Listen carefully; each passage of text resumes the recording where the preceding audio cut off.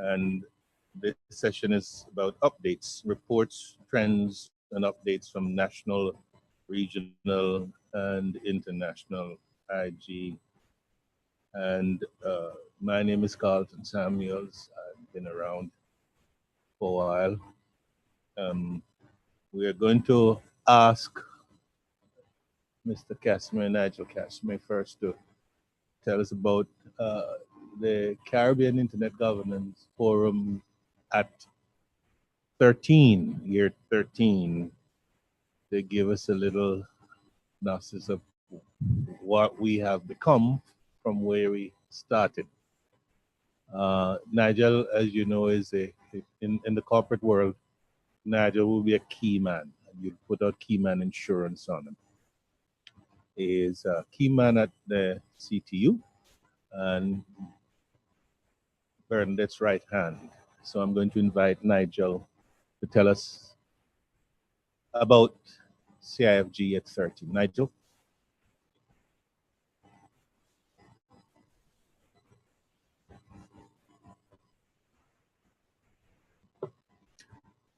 Thank you. Thank you very much, Carlton. This is the time of the CIGF when I typically come and bore you for half an hour with some of the history and stuff related to the CIGF. I won't do that this year. I'll only bore you for maybe 10 or 15 minutes with it.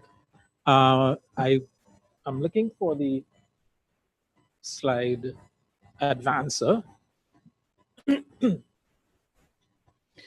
But basically what we do in this, as a kind of an introduction to the process and procedure, especially for persons who haven't attended one of these before, is kind of give a background of where we've come from, where we're at, and really looking forward in the short term, what we're going to do. So as they for me now.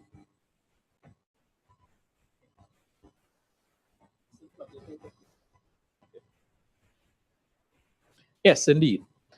So I'll do a very quick review of our activities from the beginning to now. I think there are 2 slides on the current status and maybe 2 as well on the outlook for the future.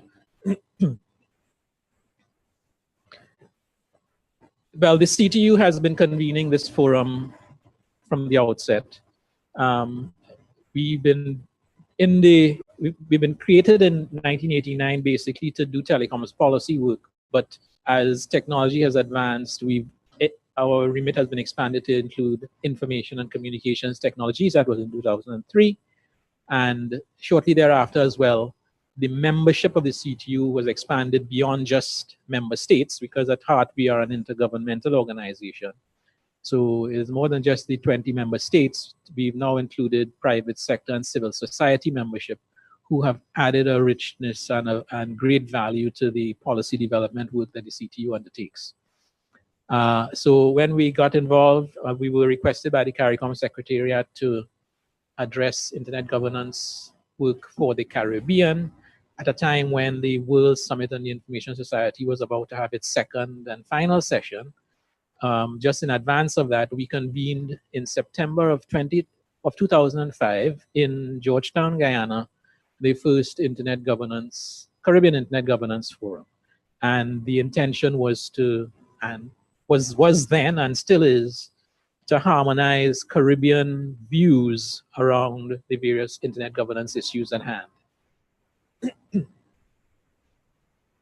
So since 2005, the approach we've taken has been a multi-stakeholder one. We've included governments, private sector, civil society,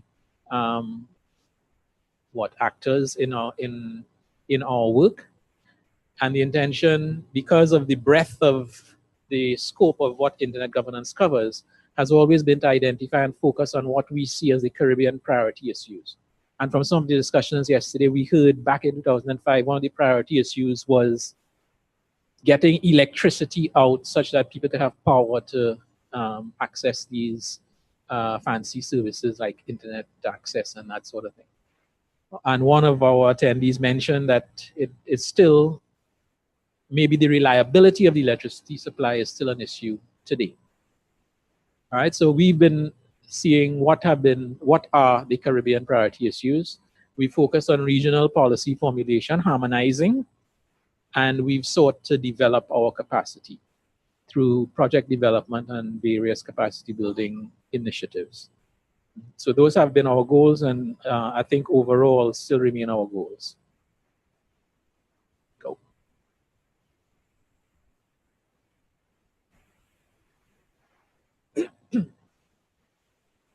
Okay, maybe someone needs to help me advance the slide. Oh, okay, it did. So, as I said, in 2005, we convened this Caribbean Internet Governance Forum. And it is a non-hierarchical multi-stakeholder forum that is convened by the CTU. So CTU has some influence in getting people together to events like this. So we've taken advantage of that, but we've not taken an approach whereby, say, governments are in charge or anything. It is meant to be, and I think to a large extent has been, a multi-stakeholder forum. We've focused on harmonizing, we've focused on addressing priority matters. And the thing about having the CIGF, I guess, in the realm of the CTU, though, is that it also provides a pathway to influence the government policymakers. So we have a seat or an access to relevant government ministers and senior government officials through the CTU's Executive Council and Conference of Ministers. And the work outputs from the CIGF, we put there such that it can help in influencing their actions at the national level. When we began, of course, there were not other regional internet governance fora, and the first global internet governance forum took place after our first meeting. So, and in fact, it took place at the same time as our second meeting. So our focus is, as I had described, and it wasn't really to serve as a preparatory meeting for any other IGF, but as time has gone on, we see that there's probably some value in synergizing our work with the other IGFs that have cropped up in the interim. All right, so what we are seeking to do is enhance the synergies between the CIGF and the global IGF and other regional IGFs as well. Mention was made of the achievements, and this is a list of some here. This is our 13th forum. In addition to the forums like this, we've had multiple ministerial briefing sessions on internet governance over the years. We've produced a policy framework in its third edition, as the SG said this morning.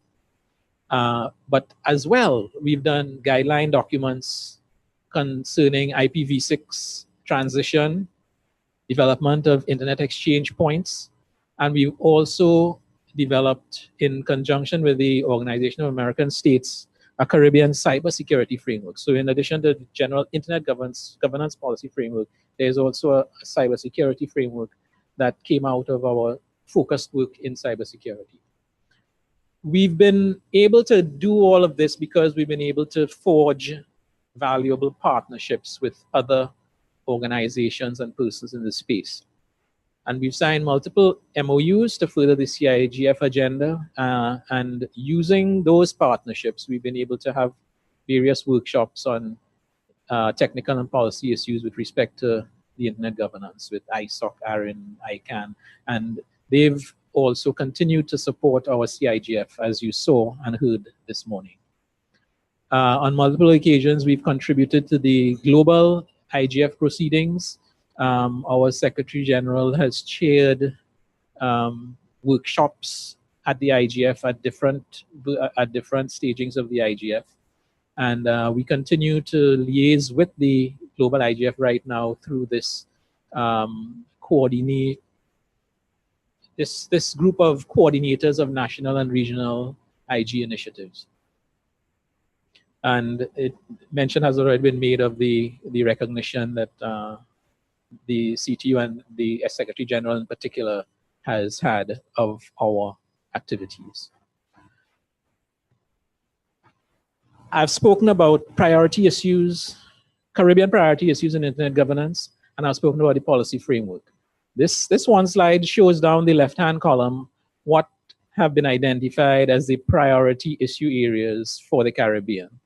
Very quickly, we're talking infrastructure for broadband connectivity, the internet technical infrastructure, but as was mentioned yesterday, the internet technical infrastructure runs on the telecommunications infrastructure. So we used to call the first line physical infrastructure and the second line logical infrastructure, but this is the terminology we're using now. Third key area is legal frameworks and enforcement.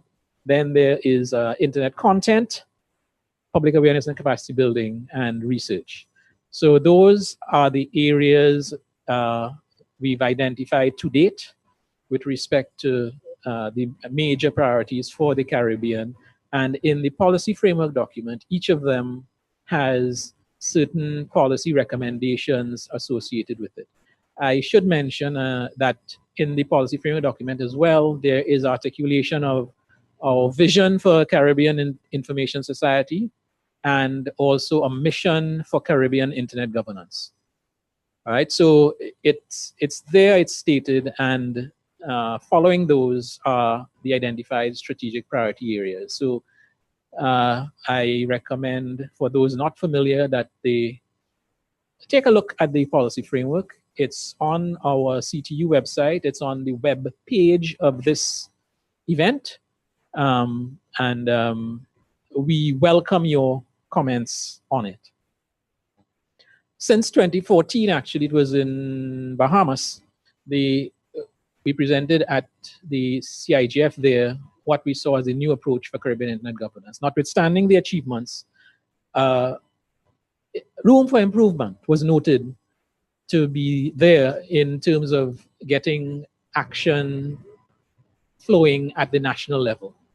We found that, you know, we need to find a way to get more people involved at the national level with these internet governance issues to start implementing some of the policy provisions that would have been harmonized at the regional level and recommended. So the new approach basically was in trying to identify the national level mainly, but sometimes at sub-regional or regional level as well, communities of interest, people or groups with like-minded sort of objectives to what we want to achieve under the internet governance rubric in the CIGF, to push the agenda at the national level. So ideas that came to mind were maybe if we could get more ISOC chapters or develop national IGFs and so on. In effect, getting these communities of interest to execute national internet governance activities. And there was some, on the bullet points, there are some of the thoughts of the things that they could be doing at the national level, doing continuous awareness and recognition campaigns, continuous progressive education for the different audiences, developing in the cybersecurity world CERTs, that's the, well, this particular acronym could be translated cybersecurity incident response teams, strengthening our country code top level domains operations. In many of the territories, there was a need for that to happen, and also in implementing specific projects, some of which we would be discussing and so on tomorrow when we deal with the issue of that Caribbean Internet Development Foundation. So basically the thrust is towards building national capacity to follow through on some of the regional consensus points that would have been developed through something like the CIGF. So looking forward, we're going to continue our new thrust towards national IGFs, continue to work with Caribbean stakeholders to promote implementation of our policy framework recommendations. And this says at national and regional level. So apart from identifying, say, regional objectives, how do we get it down to the national level? In this forum, if you look at the agenda, we propose a couple of workshop sessions, going to look at considering changes to what we are doing and the current areas of focus. We will be looking at agreeing and or reviewing the priority areas for Caribbean internet governance. And we'll also be looking to enhance our process of ongoing collaboration. The CTU should shortly be reintroducing an online forum for internet governance, such that in the interim between gatherings like this, we should be able to continue discussions on specific issues. So what can you do? You can get involved and make your voice heard. All stakeholder views being welcome and invited. Different speakers yesterday, and I'm sure going forward you will hear the possibilities for taking part in activities of ICANN, LACNIC, ARIN, ISOC, and so on. And as I mentioned myself, is that one doesn't have to be an organization to get involved with internet governance work. Individuals can have significant influence as well on the work of internet governance by taking part in the activities of its technical community organizations. All right, follow our internet governance content on the CTU website, and I hope to have the online forum going very shortly as well. And actively participate in this meeting and its workshops, because we want your ideas. You are here. Let's hear what your great ideas to take things forward. And at any time, you can submit comments and feedback to the CTU at that address there, CIGF@ctu.int. And that's where I'll leave it. Thank you very much. That would be the update, Mr. Chair, from CTU CIGF. Thank you, Nigel. I'm going to reserve time at the end of it for any suggestions, ideas you might have for the CTU, Nigel, going forward. I just want to step through the next set of events because they might be important and they might come together. Nigel used a word that I like, harmonize, because that's exactly what this is about, trying to find harmony across the region for our issues and how we present them and how we transfer or we communicate them globally. So we're going to move to the next step, and we're going to talk about national IGS in the Caribbean. Before I start and invite the presenters up, let me say a few things. We're talking about internet governance, and I'm going to use a phrase that actually determine what IGFs are supposed to be. They're supposed to be catalysts for dialogue and an ideation for action on critical internet issues. So it's about dialogue, it's about developing ideas, and it's about addressing critical internet issues. And there is an IGF is always booted in a context that it is multi-stakeholder. Anybody have a seat at the table, and they're equally important in developing ideas, in accessing ideas, in transmitting ideas, and of course in determining what are finally the issues of high critical concern for the national and regional arms. That's what the IGF is about. And what you're going to hear next is some issues from IGFs we have had in the region. On your agenda, you see Belize. I just want to make a slight correction. Belize Cybersecurity Forum last year, or this year, was it? This year, April. Nigel, was not essentially a IGF, although it had some issues presented that you will see in the IGF all the time. But I will say this for what happened in Belize. I was there. I went to extraordinary lengths to be there. I took a 7-hour road trip to get out of Belize for another engagement from Belize City to Cancun. And I was happy to be there to assist and help what happened, because the Public Utilities Commission of Belize, led by John Avery, the chairman, and of course, most of you know Kimano Barrow, who is a senior officer there. They did a really good job, an excellent job in that forum. if you see the engagement of all of the sectors in Belize, when you have the Chief Justice and you have senior judiciary officers sitting all day in a room engaging with people, that you don't see that very often across the Caribbean. I'm telling you, people from the Central Bank of Belize and all that. These guys did a real bang-up job of getting these sectors together and keeping them engaged and keeping users engaged. So if that is any measure of success, or it should be a model that could be imported for any kind of IGF meeting. It involves multiple stakeholders, it was well organized, it gave voice to everybody who could conceivably have an interest in the issues at hand.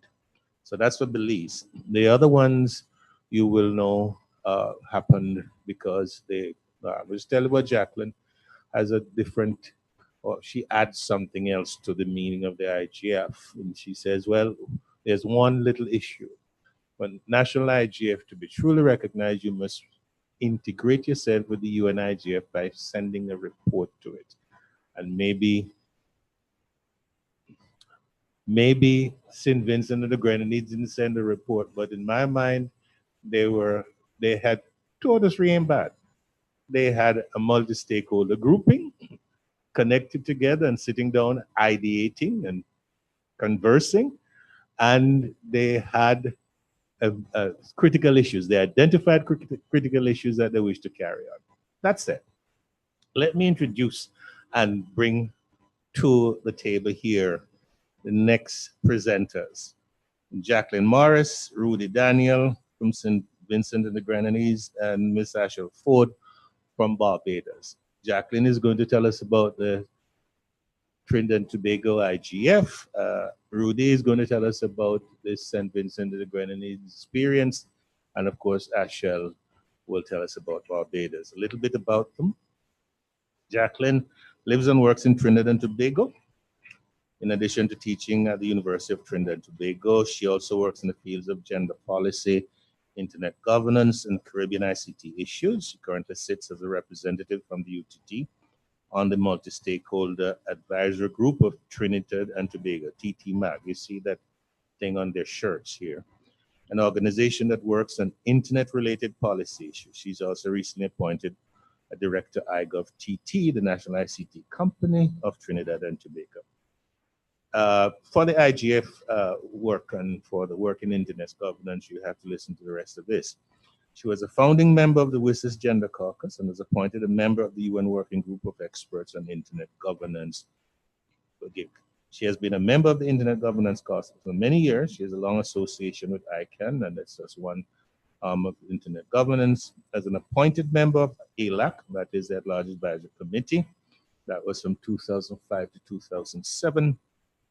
She chaired the ALAC in 2007, and she had further jobs as ALAC liaison to the CCNSO, which is the country code specific support organization in ICANN. She has also been a member of the BCEC, which is a group that we put together to select or develop the criteria for the board member serving for the user community. And she was associate chair of the ICANN NOMCOM 2010-2011. And of course, she was an ICANN non-com member. The non-com, as you know, is a group that selects leaders in ICANN. So we've been there. Rudolph Daniel. Rudy is a retired design development engineer in the Caribbean, a long-standing contributor to the Virtual Civic Forum, and a recipient of the first ICANN Fellowship in 2007. He served the Internet Community and IP Policy at AREN, that is American Regional Internet Numbers, AREN, and an ICANN Cross Community Working Group. He's a founding member of ISOC St. Vincent. Some of the things that Nigel talked about, we're trying to encourage development of ISOC chapters across the region. Studied in the UK, where he extensively worked in the private sector, defense electronics and communications sector with Blessed GAC and ITTSTC Marine on a variety of novel microprocessor control systems. Those diplomas in operation management, mechanical and production engineering from Northeast London University. Miss Ford, Ashel is an internet end user from Barbados. She's currently an ICT professional employed with the government's data processing department, but has worked in IT and telecom regulation in Barbados and St. Vincent. In 2016, Ashel founded No to Online Abuse. No is with an exclamation mark. And Harassment, a registered charity which provides resources for victims of online abuse and education to students, PTAs, and community groups. She's a founding member of the Internet Society, ISAC Barbados chapter, where she has recently taken on the role of chairperson of the Barbados IGF Steering Committee. And of course, I have to tell you about Cecil. I've been following Cecil online. She's a pet turtle. And it's interesting to watch Cecil. So, welcome all of them to the floor. I'm going to cede now to Jacqueline, who's going to tell us about TT IGF processes, procedures, and outcomes. Jacqueline.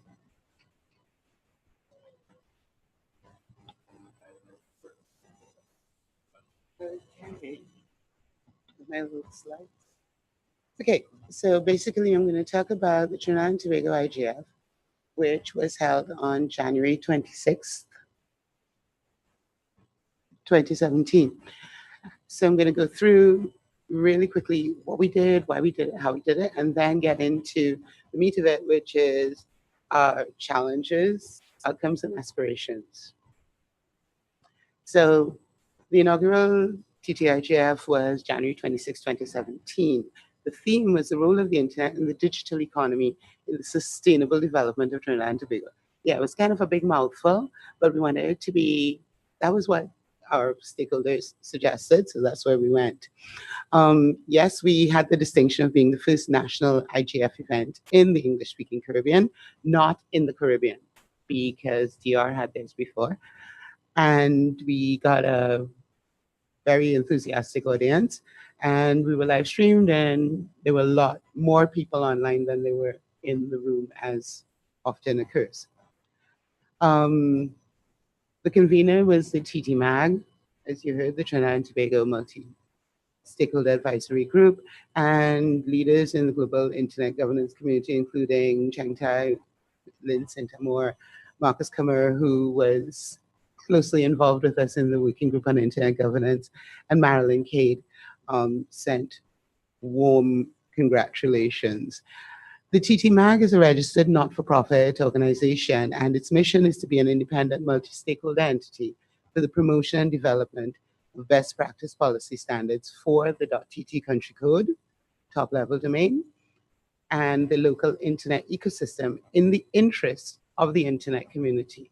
So basically, our job as a multi-stakeholder organization is to work on these things for the benefit of all the stakeholders in the internet community in Trinidad and Tobago, and to whatever extent we can in the region.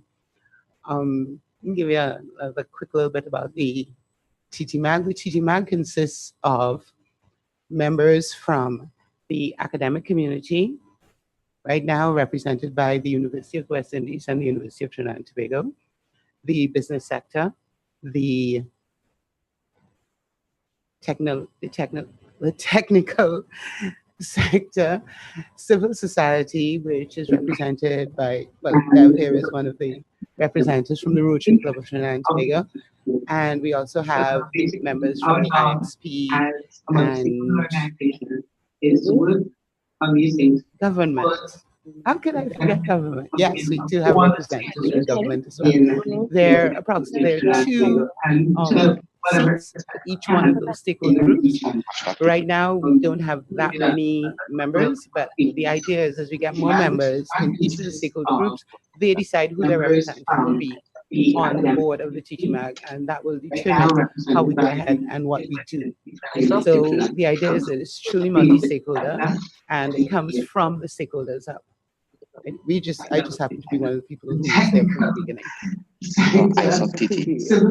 So with regard to the TTIGF 2017, financial and in-kind support came from the various member organizations of the TT MAG, which was ISOC, Trinidad and Tobago, the Trinidad and Tobago Coalition of Service Industries, Trinidad and Tobago Computer Society, the Trinidad and Tobago IXP, and the Trinidad and Tobago Network Information Center, with people from .TT, as well as the IEEE Trinidad and Tobago sector, ICANN, and the IGFSA.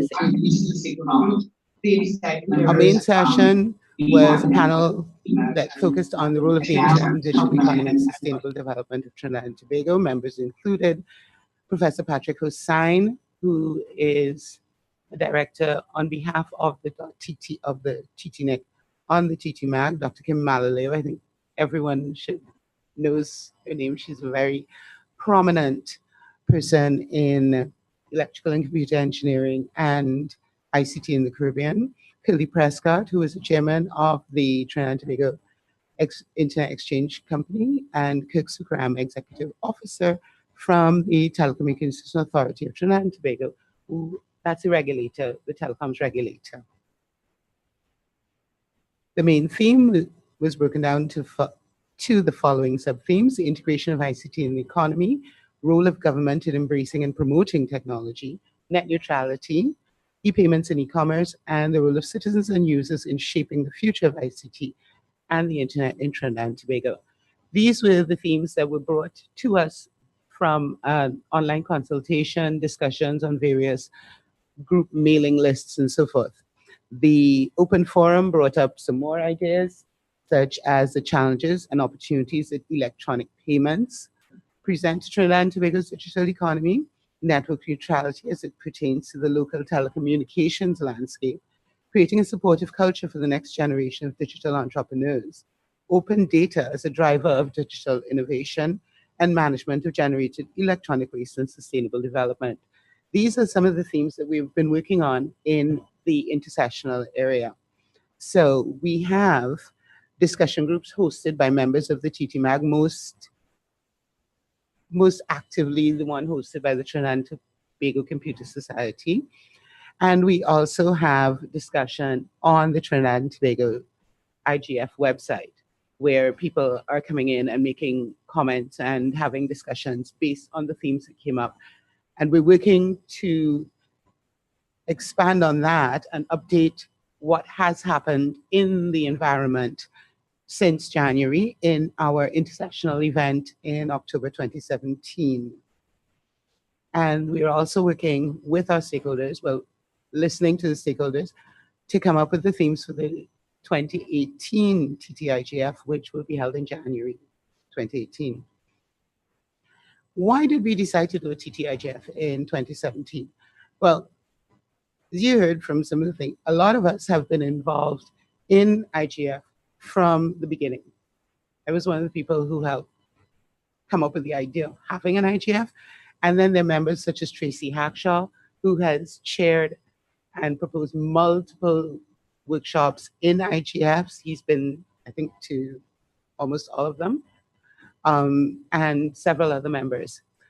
And so we realized that we've always wanted to do it, and we've been working on it for a long time. And the environment had finally matured enough for the country to have substantive discussion on IGC policy focused on local issues. And we had been ready to implement it for a while, but we decided to wait until the MAG was formally established to be a true multi-stakeholder host or convener of the event. And of course, stakeholders have been kind of chomping at the bit for a while. So we said, right, fine, 2017, that's it, we're ready to go. Why were we wanting to do it? The objectives were to focus the diffuse discussions. There's been a lot of discussion all around the place on internet-related issues, and we wanted to kind of focus them into one place so that we could get everyone working together and not just discussing in their own little silos. So we wanted to break down those and bring everyone together to have these discussions across the board, and to turn national intellectual resources to a short, medium, and long-term policy and strategy solutions.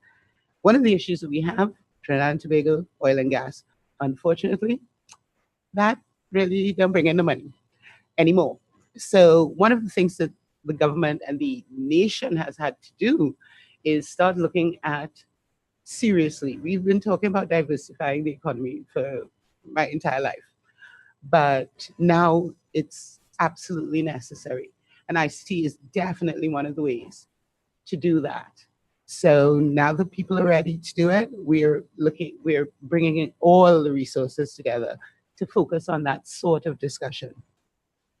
So there we go. To have stakeholders identify strategic elements needed in the transformation of Trinidad and Tobago from the oil and gas, 60-something% of our economy, to a more diverse one with digital economy playing a larger role in our economic basis.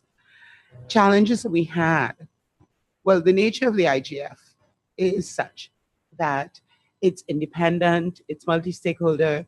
It's when we started talking to people about funding us, we were looking for the notion of partnering. Yeah, give us some money, sure, we're a partner of yours, we're working on issues that support your goals and activities. However, a lot of the companies and organizations in Trinidad and Tobago believe in sponsorship. We give you money, we buy a piece of the space. And that is not the idea of the IGF. We don't want, it's not one where you can sell a space so people can come and talk about their product or whatever, whether it's Microsoft or IBM. No one, we don't want that.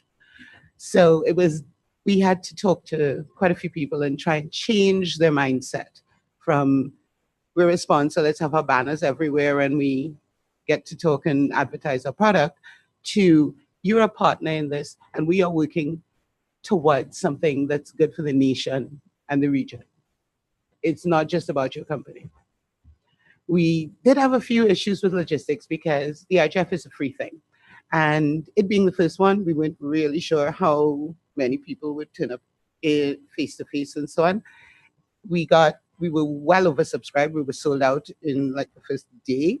And so we had a lot of people online, even local people who would have wanted to come couldn't get in because we didn't want to stretch ourselves and assume we were going to have 300 people in the room and then find 30 and spend a lot of money, and waste it.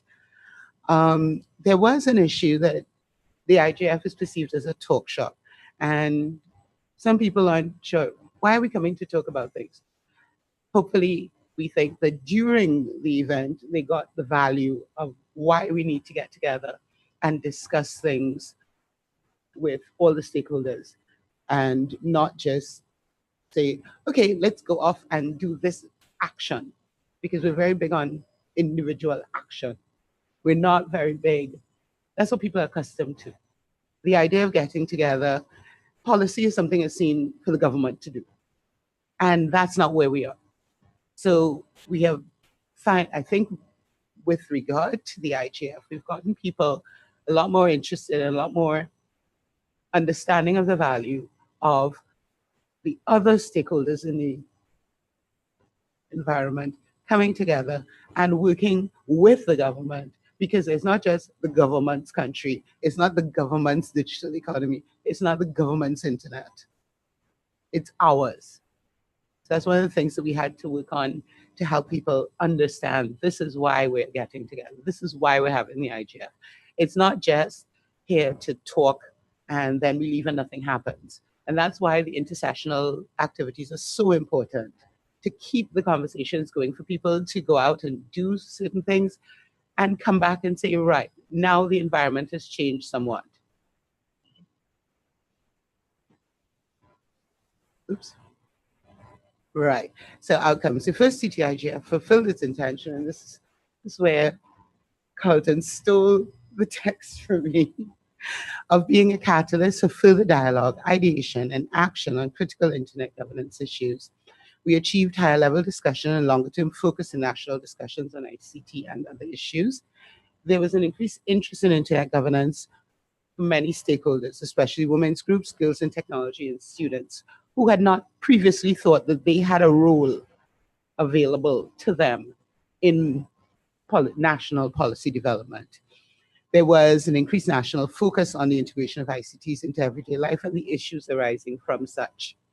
That is things like, like Ashel has been working on, but there are some people in Trinidad and Tobago who've been working on similar things with regard to gender issues, with regard to online bullying, online sexual harassment, and so on.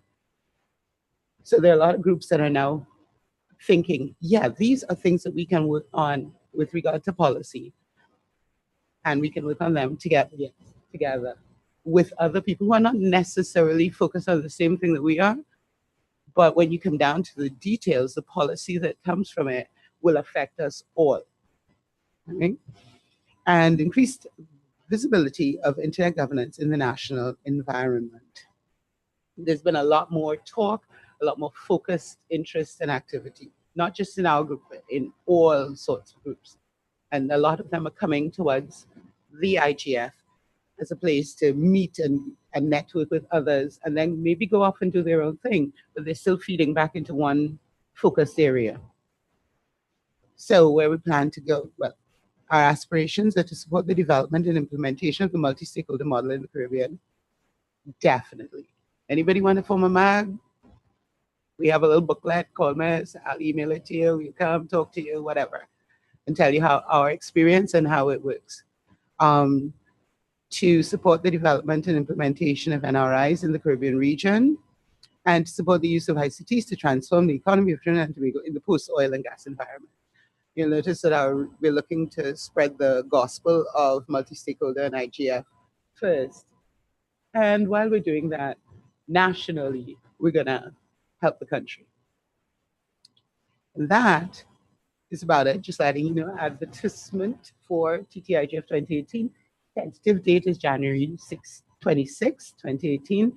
Carnival is early, so if you come, you will have fetes to go to and events. Just saying. And thank you very much. If you want to contact us, those are our number, those are our email address and website, or talk to Deb or myself. Don't miss us. And to contact the IGF, there's a website, or you can contact us via the TT MAG. And that's it. Thank you, Jacqueline. We are going to hold the comments, questions until the third presenter. So we're going to have next Rudy. Rudy is going to tell us about the event in St. Vincent and the Grenadines. Rudy Daniel.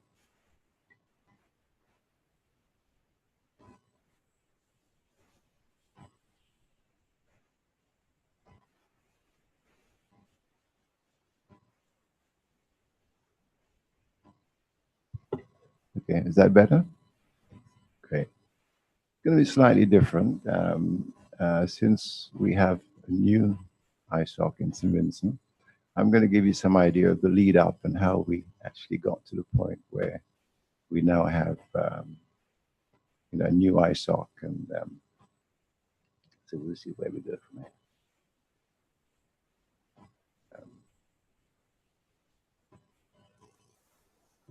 Okay, so from Civic to ISOC. I'm been working as an independent ICT for development consultant for many years. And in living in St. Vincent, I'm happy to share my knowledge with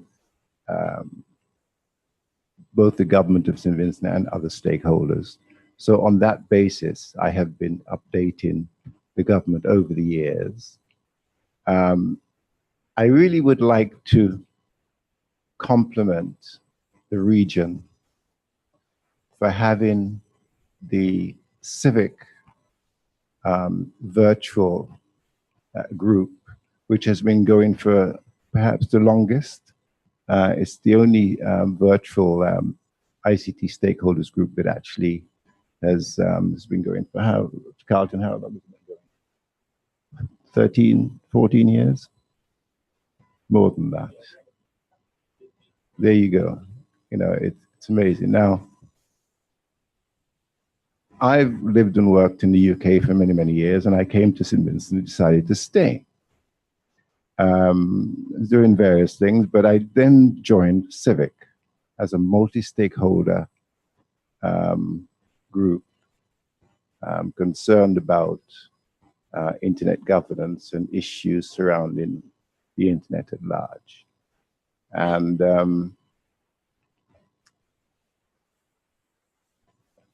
it is fascinating that I met many, many people around the region since then. But CIVIC eventually led us all to ICANN. I think it was back in 2007. Many of us met up in Puerto Rico.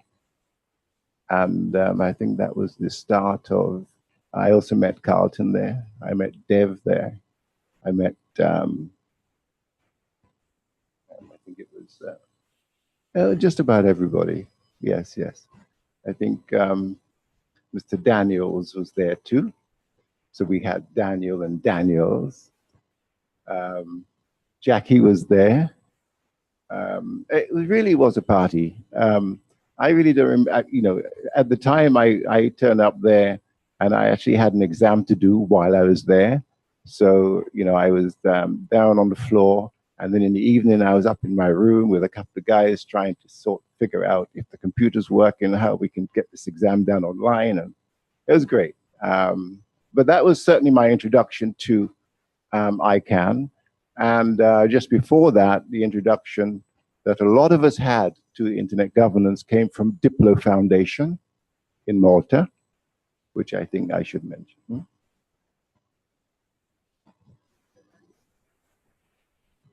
Good, thank you. You see, it's great support, isn't it? Fantastic, yeah.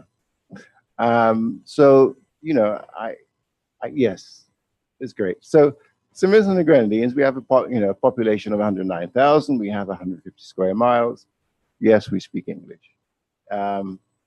Although my accent is more Northern English European than Vincentian, but don't worry, we have our ISOC president here, so you can. Our major religion is Christianity. We have two ISPs at the moment, Cable and Wireless and Digicel. And we are part of ECTEL. We have an NTRC and Ministry of Telecommunications, which is now morphed into Ministry of Information, I believe, and Economic Planning, yes. So, what's happened? Aha. So yes, I was talking about the early road from CIVIC to ICANN. When I left the Puerto Rico, the ICANN meeting in Puerto Rico, I met Bernadette Lewis at the airport on the way out. And so that was my first introduction also to the CTU. I also met Nigel there. And that in itself moved me from CIVIC into the ICANN internet governance, into the CTU and the CIGF. I think I went to at least 3 IGFs. I think in the ABC Islands, in Curacao, was 2. That was on the regional side. Back in St. Vincent and the Grenadines, I noticed that there was nobody in St. Vincent and the Grenadines who were sort of answering the regulatory commission in terms of public comments. So I decided to take that upon myself because I'm from a communications industry anyway. And I'd been through some similar things in Great Britain when BT, British Telecom, lost its monopoly. And we as small businesses had to fight very, very hard to get certain things done. Not unlike what we're going through in the ECTEL region presently. So I then contributed to public comments on the regulatory side. ICT Advisory Committee. At some point, the government of St. Vincent and Grenadines recognized the fact that there was a regional ICT forum called CIVIC, and the minister at that time said to me, "Rudy, you always talking to me about the internet and regulation and stuff. Well, how about if I made you civil society representative for our ICT advisory forum?" So I said, it's entirely up to you. And that is what he did. However, that ICT advisory forum, which was really supposed to pull together all the ICT projects across the government spectrum and put them in one room where they can be discussed, because a lot of the ministries tended not to speak to each other. So it was disseminated information all over the place. But that committee did not really last very long. We didn't meet as often as we should have met, but it was a great idea. And it led to other things. That's the very most important thing. Also, around that time, moving on from that, St. Vincent and Grenadines wanted to have some e-commerce legislation. And yes, I was also invited as a civil society person who was interested in internet governance and to be on the select committee for the e-commerce legislation. I think that it was good vision of the government and the minister at that time to embrace the concept of civil society coming in. And but certainly at that time, the focus was on public sector governance of ICT. And I have to say that, in this region, I think up to now, and perhaps it's changed a little bit, but up to now, I think that when we hear of governance, people all tend to interpret it as government, but it's less and less so, and I hope we can sort of broaden that moving on.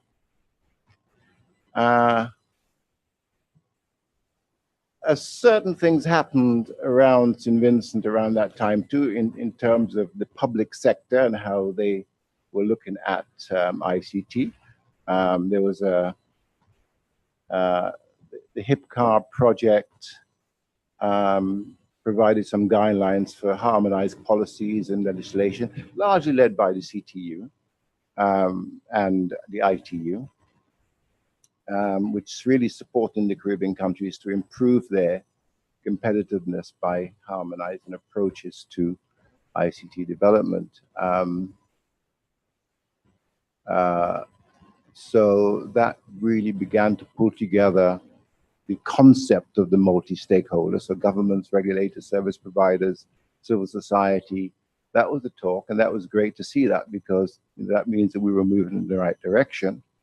Later on, we had CIGF, of course, which is the regional infrastructure program, which began to deal with the cross-border infrastructure. And so, you have to start somewhere at the end of the day. You can't accomplish everything overnight. St. Vincent and Grenadines had an ICT strategy and action plan back in 2007, which it then modified, it developed into a strategy and action plan of 2010, 2015. And there on the board there, you can see that it was in line with the WSIS action line items, focusing on infrastructure access, capacity building, economic development, and of course, SVG's strategy and plan was well timed to benefit the global emphasis being placed on ICT. Now, around also that time is that nationally we developed the national NCTI, which is really a training institution. It was, I think it was developed as a center of excellence for ICT. And it was really about access to end user computer skills programs, you know, to provide the necessary ICT skills and certifications that should enable social inclusion. And so then we're seeing the language being developed here. You know, the government is talking about social inclusion, the narrowing of the digital divide, and allowing for meaningful participation in a globalized economy. And that's still very much being developed at the moment. And moving on. Our Center of Excellence, I think, was open. This is the photograph of the then minister, Gerald Thompson. There you can see him, plus the gentleman there from the ITU, and the young lady at the front there. This was a time when St. Vincent and Grenadines was particularly interested in developing medical coding systems. And so it was all centered around sort of getting some kind of ICT data businesses going. So hence the young lady who's pictured, who's highlighted at the front, she was the manager of the medical coding operation.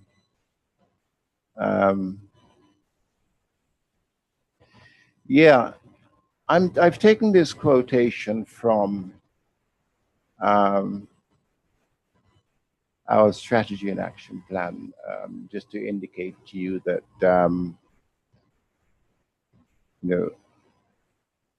it takes time to get somewhere, but it's good that you can recognize the language moving into it. And it's almost self-evident that unless stakeholders buy into the initiatives being implemented on their behalf, that investments in technology will be of limited value. It is therefore critical that stakeholder engagement be strengthened so that the programs and projects continue to be shaped to meet their aspirations towards their goals. And I'm focusing on the fact that here's a process where the public sector is beginning to understand where they need to go and who they need to pull in and to broaden the conversation. The new perspective is that we're enabling inclusion. We're having the NTRCs are having a lot of town hall meetings to talk about ICT and ICT within the country as a whole. We have public sector I² competitions for people, for school leavers or people in school who want to do applications or apps or mobile apps. And there are some increased training initiatives going on presently. The NTRC collaborated with me in doing a civil society presentation of internet governance. And through that collaboration on that day, when I then went out and invited my Shernan from ISOC, I invited Albert Daniels from ICANN, and I invited Nigel from the CTU to come along and speak to us. And through that, at the end of that day, we decided en masse that we want to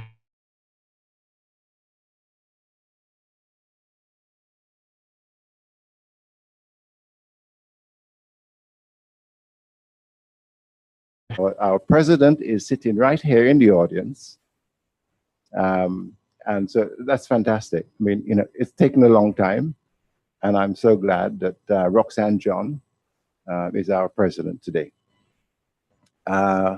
So my conclusion is that, we have lots of new initiatives which are now embracing the ICANNs, the ISOCs, the the CIGFs, the LACNICs as a country. And our new dimension is based on earlier efforts, which I've shown. So I'm quoting from our Prime Minister that says, we want a modern, competitive, knowledge-based, and smart society as we seek to support national development aspirations of all our people. So I would say that St. Vincent and Grenadines is currently demonstrating the willingness to step up and embrace the global multi-stakeholder governance framework in the continued creation of national policies and practices, in creating a truly collaborative national ecosystem, aiming to minimize the digital divide and enhance the creation of a knowledge economy across all sectors of the economy. Thank you very much indeed. Thank you, Rudy. So we're going to move quickly to Ms. Ford. Asha, you're up.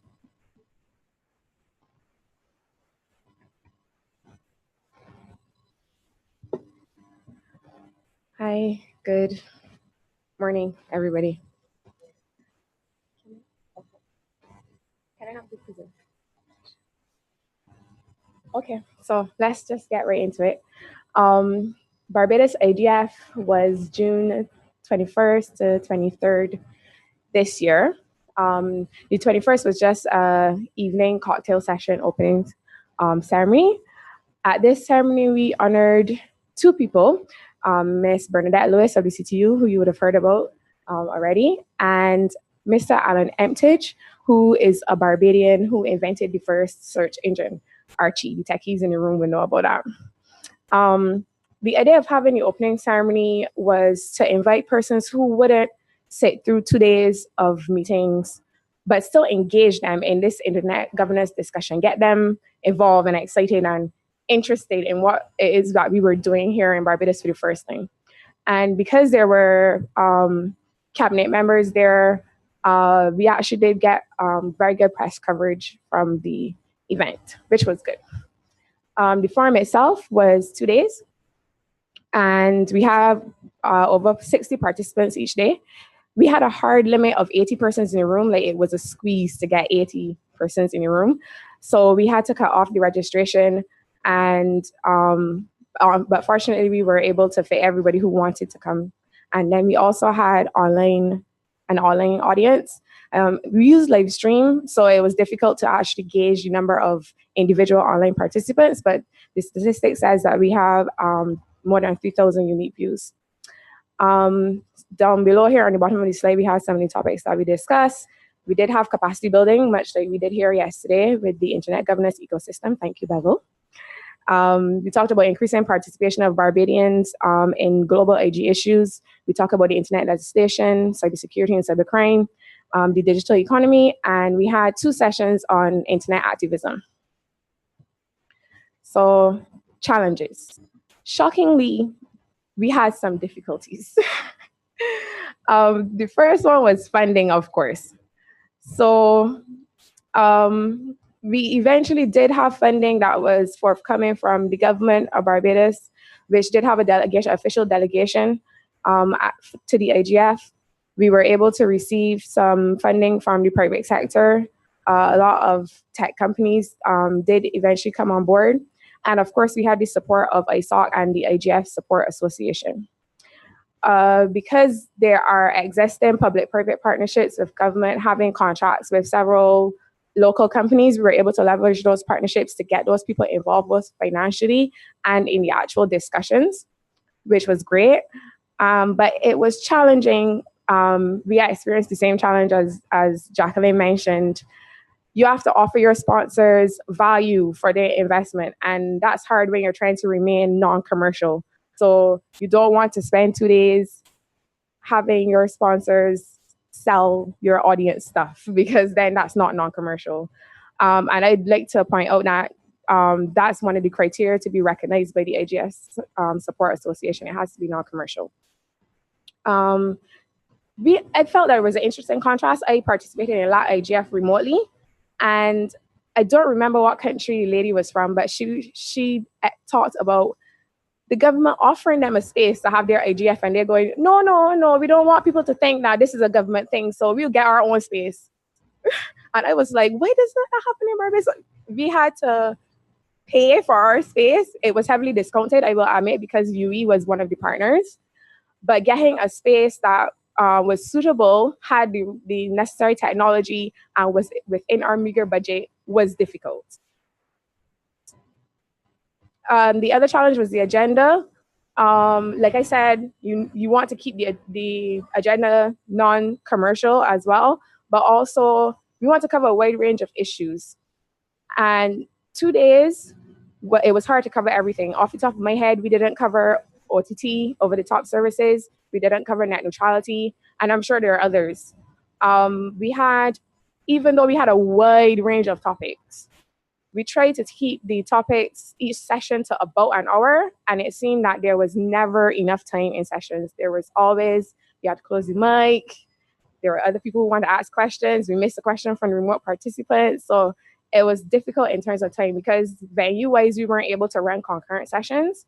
And that's something that we might have to look into in the future so that people who are interested in one topic but not interested in another, they can choose their session and there's more time for discussion. We wanted to have lots of different speakers so that people weren't bored listening to me all the time speaking. But that means that there are a lot of additional kind of support people, and those contribute to your hospitality costs. You have to seat them, you have to feed them. So for instance, we had a hard cutoff of 80 participants, but that didn't include like the 30 people who we had either participating in panel discussions or giving workshops, that sort of thing. Lucky for us, some of these people are very busy and didn't spend a whole lot of time with us. Volunteers is an issue because it's really difficult to maintain a group of people who are really, really engaged and really passionate about putting on these events and doing the work that is required. You end up with a small, very small group of people who have to do everything. And that obviously that's difficult. Luckily for myself and Rodney Taylor, who's the chairperson of the Barbados chapter of ISOC, we work for the government of Barbados, who is a partner in this initiative. So it wasn't as if this entire undertaking was our extracurricular activity. We didn't go to work 9 to 5 and then had to do IGF stuff. It was part of our work, but everybody isn't that lucky. As it says here, people have jobs and families and hobbies, and planning an event has to work into that somewhere. So it's difficult. And then volunteer burnout. That has a question mark. Is it inevitable? Because, well, this is our first IGF. I'm not tired yet planning IGFs. But will that happen at some point in time? It's a thing that you can Google volunteer burnout, and it's a concern that we have going forward. Okay, so the report, like I said, because we discussed so many things, the report is quite extensive. It is currently pinned to the top of the Barbados chapter of ISOC's, so Internet Society Barbados chapter Facebook page. It's open for public comment now this week and next week before it's being officially published. There are a total of 12 recommendations, and I won't go through all of them, but these are the topics that they cover broadly here. For example, we are going to recommend to government that there is a component in the secondary school IT program that covers internet governance, how the DNS works, what ICANN does, what's an IR, that sort of thing. And we have enough capacity in the civil society groups in Barbados that if we can coordinate with the Ministry of Education, a person like myself can take a half a day to go to a school to teach that segment, right? We have that capacity. We also want to recommend that the Barbados Internet Governance Forum be given at least a 3-year mandate. It's really difficult to get something done in one day, and we don't want to fall into that trap of it was done once, it was great, and then nobody ever looked back at it again. But like I said, there are 12 recommendations. We would love your feedback on it. Again, the Internet Society Barbados chapter Facebook page, the report is pinned to the top of the page. And you can send your comments, questions, queries, whatever to info@igf.bb. So outcomes. Sorry. So another part of what we were able to accomplish with Barbados IGF is public awareness. We got really good press coverage, and internet governance is not something that the average Barbadian citizen had heard about before, and especially since it's so unfortunately named. I think Rudy mentioned it, when people hear governance, they think government, and for a lot of people, I think in my generation, that means that you automatically to know. But we were able to engage a lot of people on social media because of the live stream as well. And because we also, as part of our marketing, pay for Facebook ads. So it was kind of in the realm of a lot of people who wouldn't have necessarily heard about internet governance before across a multitude of platforms. And we did get a lot of good feedback about people who said they hadn't heard about it, but it seemed really interesting. So we were able to pique their interest. The strategic partnerships were interesting because I know for a fact of at least one situation where some persons were trying to have a meeting with some multiple people in a group and were unable to do so for months and months. But all those people were at IGF, and they were able after IGF to have a subsequent meeting with those persons. And we can't discount the capacity building and how that we learned in how to actually coordinate and deliver an internet governance event. We had a lot of lessons learned, but we're going to get to that shortly. Okay, so the first thing we learned really was how much work this is. It's a lot to do, and there's lots of tiny details. And there are two suggestions that I wanted to make here. So if you don't remember anything else in my presentation, Mr. Cassimire, these are the two really, really important things. The first suggestion is that since we are on this journey to encourage national IGFs across the region, that we set up an IGF secretariat. Some entity that has the experience, that has the benefit, and it is your job, it's part of your mandate to make sure that these initiatives are successful, that they're organized properly, and to help fledgling chapters and organizing committees in getting this done.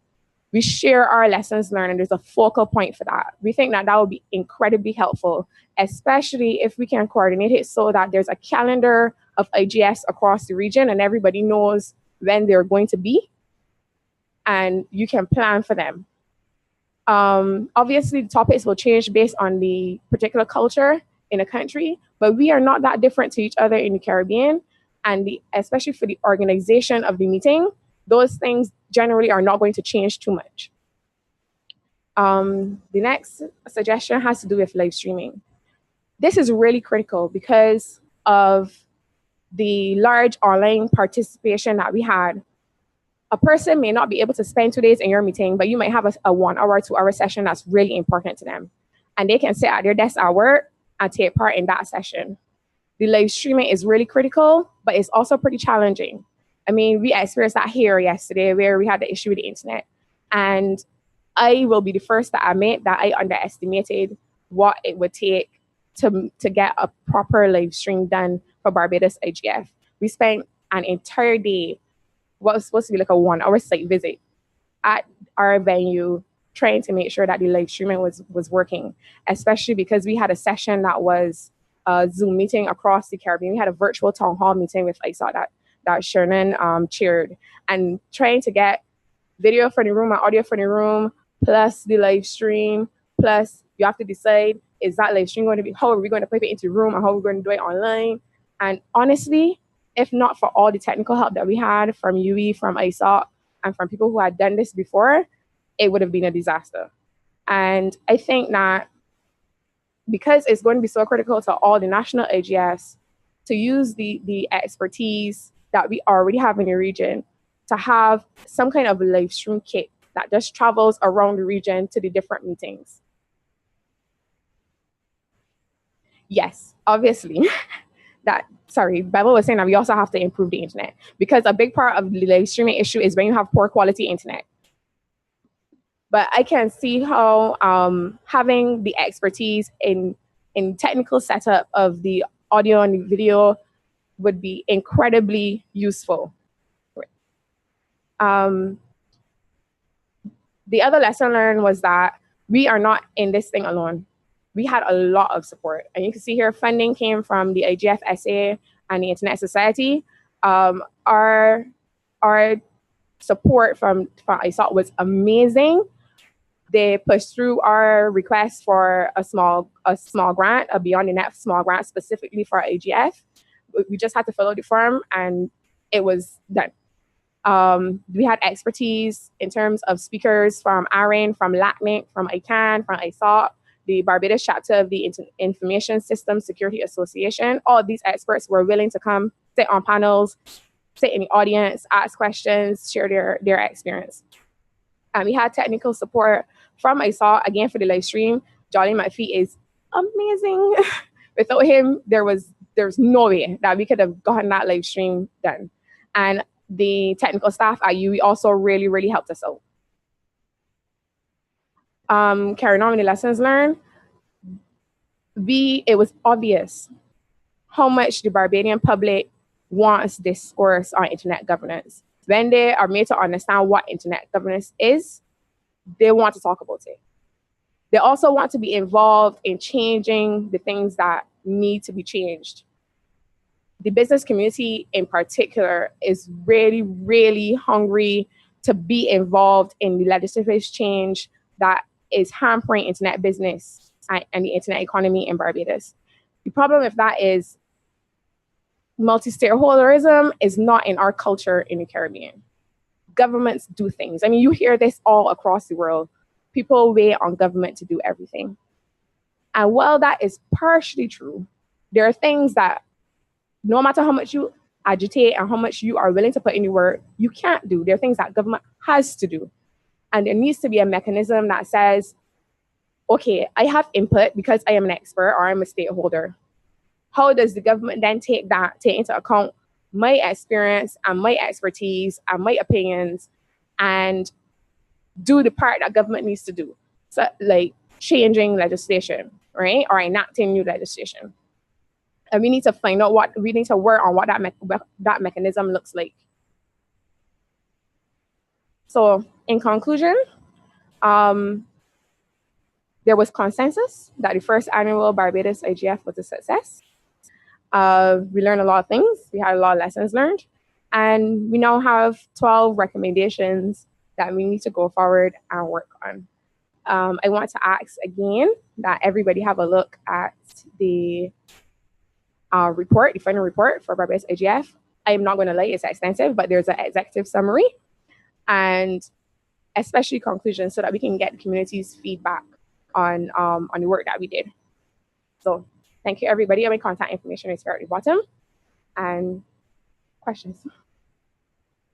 Thank you. Thank you, Ashel, for that. I want to make a special shout out to Jolie McPhee. Jolie's probably listening now. I mean, the guy who's been there for us all the time. And more power to you, Jolie. We're going to I'm going to ask this panel to retire for a few minutes. And we have two pieces of business to do before we just wrap up. We have to hear from Kevon Swift from LACNIC, and we have an online Lynn St from the UN IGF is also waiting. So Kevon, and then we'll have Lynn coming online. Thank you.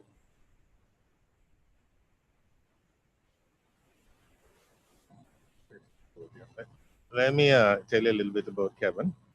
He's head of the Strategic Relations and Integration at LACNIC.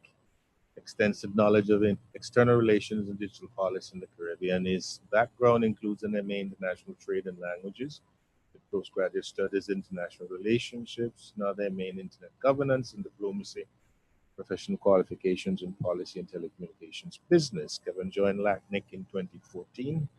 Work focuses on Internet governance processes, Caribbean affairs, and leading engagement with various Internet actors, including governments, international organizations, private sector entities, and the members of the LACNIC community. Kevon is the architect of LACNIC On the Move, an information campaign in Central America and the Caribbean that fosters bottom-up open dialogue on a wide range of internet issues. He champions LACNIC's newest initiative called Líderes, which aims to bolster internet governance spaces across the Latin American Caribbean region. Self-professed polyglot and is interestingly more conversant in French than in Spanish, but will give his presentation in something resembling English on this occasion. Kevon Swift. Thank you, Carlton. Voy a intentar. Someone asked me what's the effect of working in Spanish all day, and I really don't know what English really is anymore, but we'll see. So I'll try to be brief with my presentation. Of course, many of you who know me will know that my presentation is usually set up as a bit of a straw man, because I think it's very important that the real discussion happens from the floor as opposed to me coming to this mic. So if we can get it up. This is an update on LAC-IGF 10. Firstly, for those who are not aware as to what the LAC-IGF is, it's the Regional Preparatory Meeting for Internet Governance, for the Internet Governance Forum of Latin America and the Caribbean. It started with 3 organizations coming together in 2008, LACNIC, the Association for Progressive Communications, which is an international civil society organization, and NUPEF, which is a research institute in Brazil. And they really wanted to identify priority areas for the upcoming IGF meeting, which in that year would have been Hyderabad, India. But what LAC-IGF really evolved into, it became a space to regionalize and to domesticate internet governance issues. And it really has become a legitimate space with a lot of global attention, because it really goes beyond just sensitizing people about what internet governance is. It helps people identify or put names to some of the things happening in their communities.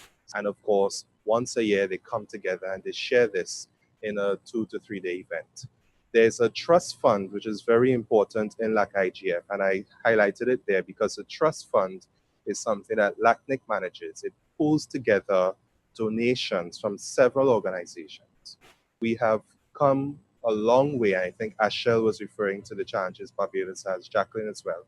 We have come a long way from working with private sector organizations and explaining to them, this is not a question of sponsorship. There is no reward in terms of marketing and brand value. It's really a question of donations and understanding what the objective is.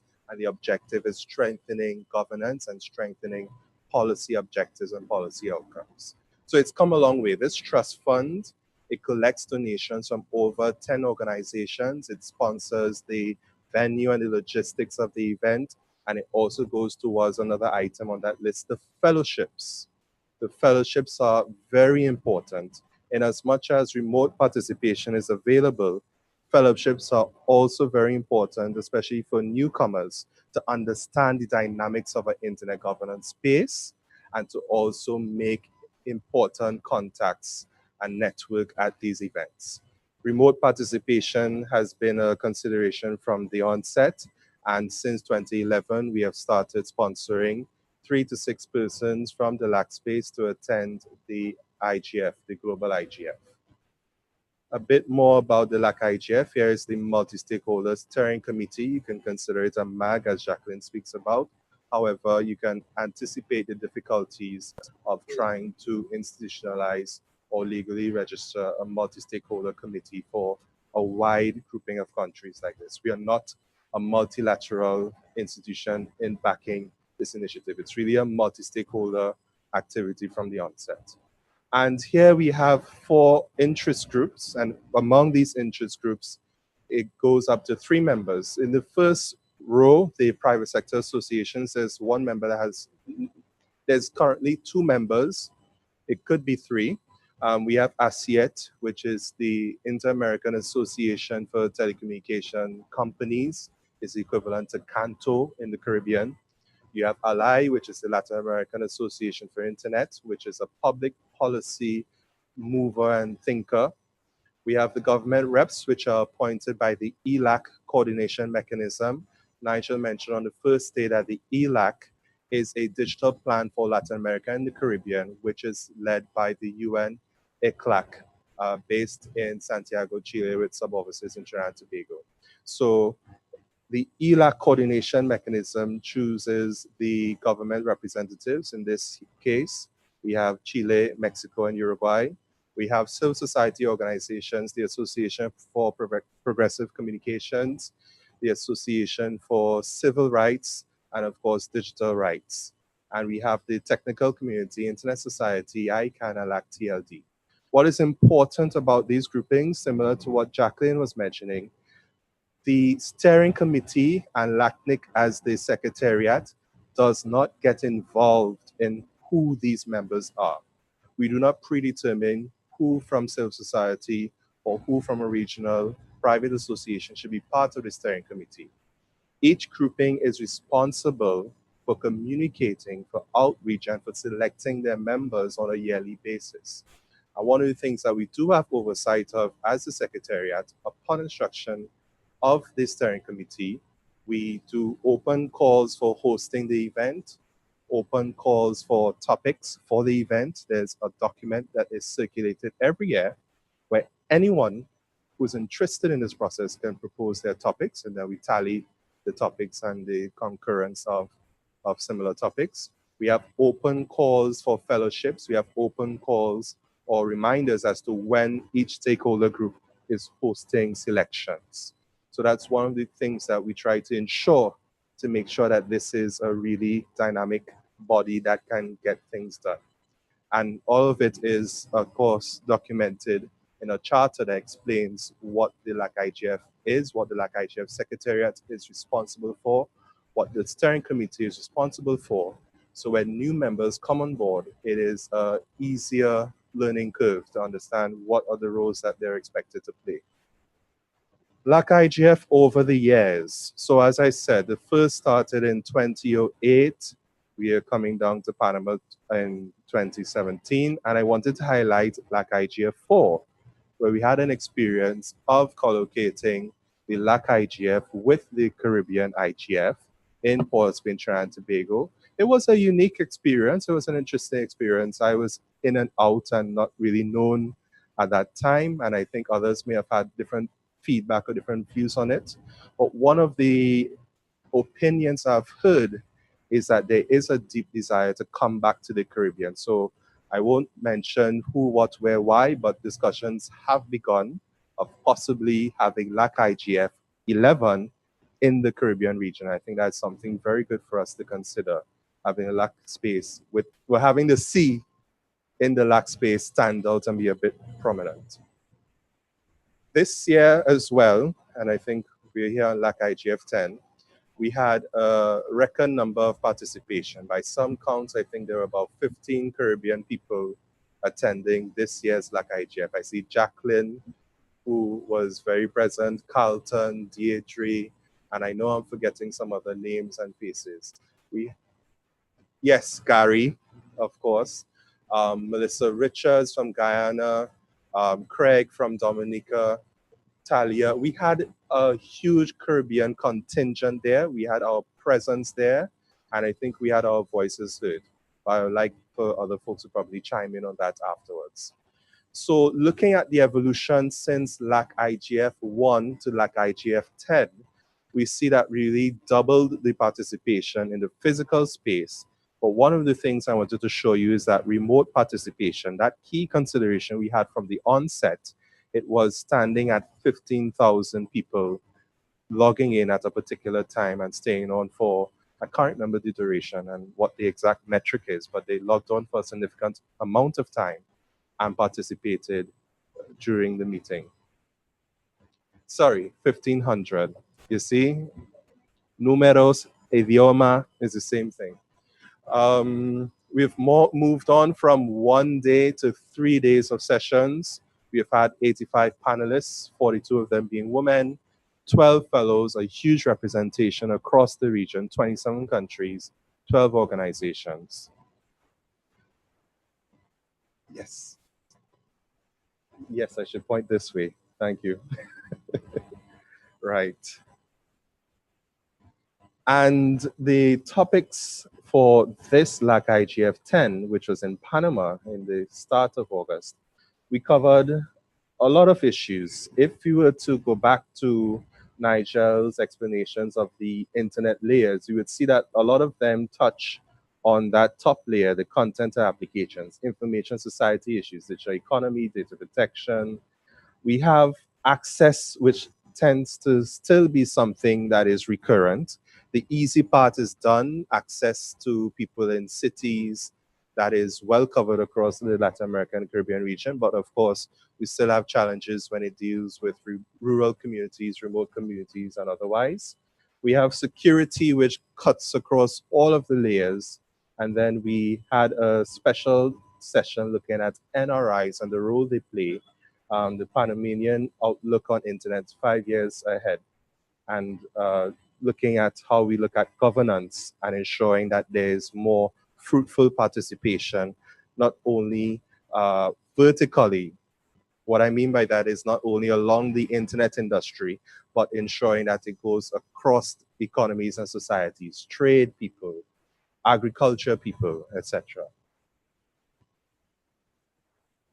So these are the prevalent trends that came out of these discussions. The trend of inclusion, gender inclusion, tended to be a recurrent topic, a recurrent point during LAC IGF 10. Indigenous inclusion, rural inclusion. We also spoke about inclusion of the private sector, telcos, in a real fashion, not only in a commercial sense, but understanding what role they play in policy formulation. We spoke about governance innovation. This means that we are not just going to import governance structures and practices from outside. We need to understand what we are doing. We need to understand the objectives of coming together, of having a forum, of having a mechanism, and therefore tailoring that encounter and tailoring that process to what our realities are. We spoke about enhanced cooperation. I sort of mentioned that a bit with the multi-sectorial focus. We spoke about smart regulation, and smart regulation where you do not over-regulate. There's a tendency of over-regulating something that is unknown. There's a tendency of saying that government does regulation and then there's nothing else that goes into there. Smart regulation is really premised on the multi-stakeholder model and is being appropriate, fit for purpose, etc. And then NRIs and strengthening governance systems. One of the things that is important to explain about NRIs right now, the national initiatives are not hierarchical and do not therefore need to depend or feed on the regional initiatives and the global initiative. Internet governance, pretty much like the architecture of the internet, is a distributed network. And the main principle involved here is something called subsidiarity, where a problem occurs, locate the actors nearest to the problem and solve the problem there. Of course, one of the important things of following the other levels is seeing that where you have conversions of ideas, is seeing where you have similarities, it's understanding where you need to put the emphasis and where you need to put the emphasis in the internet governance ecosystem. I also like to compare this way of navigating the internet governance ecosystem as a song by Kenny Rogers called The Gambler. You really need to know when to hold them, when to fold them. And that's exactly what we need to do with internet governance, especially with your national spaces. Your national spaces are where you should be intimate and do not be very concerned about the concepts that you don't understand. It's where you ask about those concepts and you come up with a definition in the room about those concepts that may not be very clear to you. One of them may be multi-stakeholder. What does that mean? But that's another debate. So some of the remaining challenges that had been identified through the LAC IGF process, and in particular the event this year, is that there needs to be more attention to the content of dialogues and generating discussions. There's a lot of emphasis and a lot of attention paid to the perfect panels. The panels must look like the United Nations or the United Colors of Bennington. It must be appropriate with all representativity under the sun. And when we do that at times, we drift away from that subsidiarity principle. It really needs to go back to what the issue is, who are the people who are directly related to the issue and how best they can address it, and still be inclusive. But you should not do one in detriment to the other. You need to be inclusive, but you need to also be precise. And I would say very openly, and this is not my personal criticism, but the panel is really dying a slow death. The panel is useful for when you have new ideas, new concepts, and you really need to aerate that new idea in a community among some high-ranking experts. There are some of these issues that each one of us in this room have part of a solution to, and we should therefore look to other formats in which you could come together and come up collectively with a solution. So the panel is really dead. I mean, I think this has also been seen at the global level where there are new formats that have come up and new recommendations on how groups should propose workshops at the global IGF. When it comes to capturing outputs, that's also a concern within LAC IGF. At present, we have reports, we have videos, but we need to do more. When it comes to intersessional work, we need to understand it's much more about the journey than the destination. So let's not consider LAC IGF just as this 3-day event in a Latin American or Caribbean destination. It's really about what happens in between that. And I'm not going to say working groups across the region because that's another issue. We know that working groups across the regions are somewhat problematic. But we need to be engineers here. And in the Caribbean, we are engineers. We need to look at financial resources and sustainability. In the same way we are able to reach to 10 organizations who give donations to the LAC IGF, we need to be able to also mix it up and get new organizations on board, anticipating the day that the existing ones may no longer be in a position to give the support that they have been giving before. So that sustainability factor is an ongoing concern.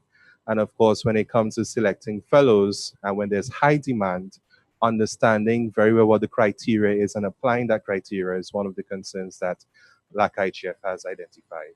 So I will leave you with that. I know there are many other views, many other things that could be said, but I would like to pass the session back over to Carlton, who can open up the questions, answers, and comments. Thank you very much. Thank you, Kevin. Before we go to the questions, and we want to bring in Lynn St more. She's going to be remote, so she's coming in online. Lynn, as you know, has been formerly CEO of ISOC. She's now the chair of the UN's MAG grouping. We welcome Lynn back to the CIFJ. Lynn, you have the floor. Thank you, Carl. And I will tell you that we're going to run about 10-15 minutes over time for this session. So stick around. Thank you, Carlton. If the voice should be a problem, if you could just break in and let me know, that would be appreciated. I just want to try and hit a couple of key points, both about and from the IGF, trying to focus on some of the intersects of possible interest. The IGF, as I'm sure many of you know, is very, very broad. There are over 200 sessions, over 40 open forums, over 40 booths in the village. So there's an awful lot of activity to cover. The 11th IGF was held last December in Zapopan, Jalisco, Mexico. And the meeting was the first IGF since the renewal of the IGF's mandate for 10 years by the United Nations General Assembly late in 2015. 10 years was a significant marker or indicator for the success of the IGF, as the two previous periods were both only for 5 years. So the overall theme for IGF 2016 was enabling inclusive and sustainable growth, and many of those topics carry over to this year, and in fact have been present in each year of the IGF. In 2017, we took a slightly different approach, and the arching theme is Shape Your Digital Future. This is really recognizing that we're trying to reach out very significantly and both broaden and deepen engagement, not only in the IGF, but in the intersessional activities. And of course, the NRIs are a key piece of this, while obviously continuing to recognize their autonomy. And just to be clear, I fully agree and support the previous speaker's comments with respect to how the NRIs were represented. And it's something we try and pay kind of great attention to, while also hoping to kind of deepen the collaborative relationship between all the parties. So again, in 2017, the IGF will be hosted by the government of Switzerland. It's in late December, 18th to the 21st, and it is on the Geneva premises of the United Nations, and will give us a unique opportunity given the hub of international intergovernmental organizations that are there. So I'm going to talk just a little bit about the IGF itself and its programs and intercessional activities, and then a little bit about the MAG and the community and what we're working towards the IGF's evolution, given we're still so early in this second decade of the IGF. So the IGF was created as one of the major outcomes of the WSIS process, and the IGF and the IGF community strive to ensure that in addition to being the platform for multi-stakeholder policy dialogue, the IGF also facilitates implementation of all the agreed WSIS action lines, including but not limited to C1, the role of public governance authorities and all stakeholders in the promotion of ICTs for development, C4, capacity building, and C11, international and regional cooperation.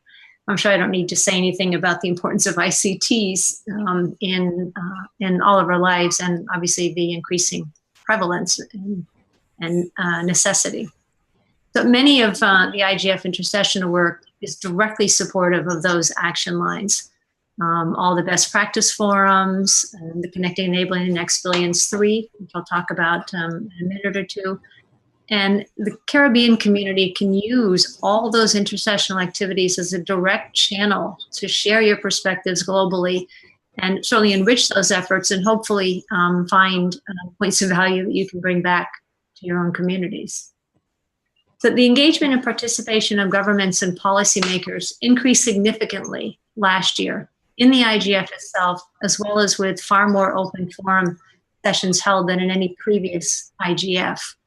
The open forums are a session type which is reserved for governments, IGOs, and relevant international organizations, and included numerous governments, as well as the African Union, European Commission, Organization of American States, the OAS, obviously, and OECD. I hope that phone is not too irritating. This year, we are expecting even more open forums given the location, and we'll probably move to somewhere above 40.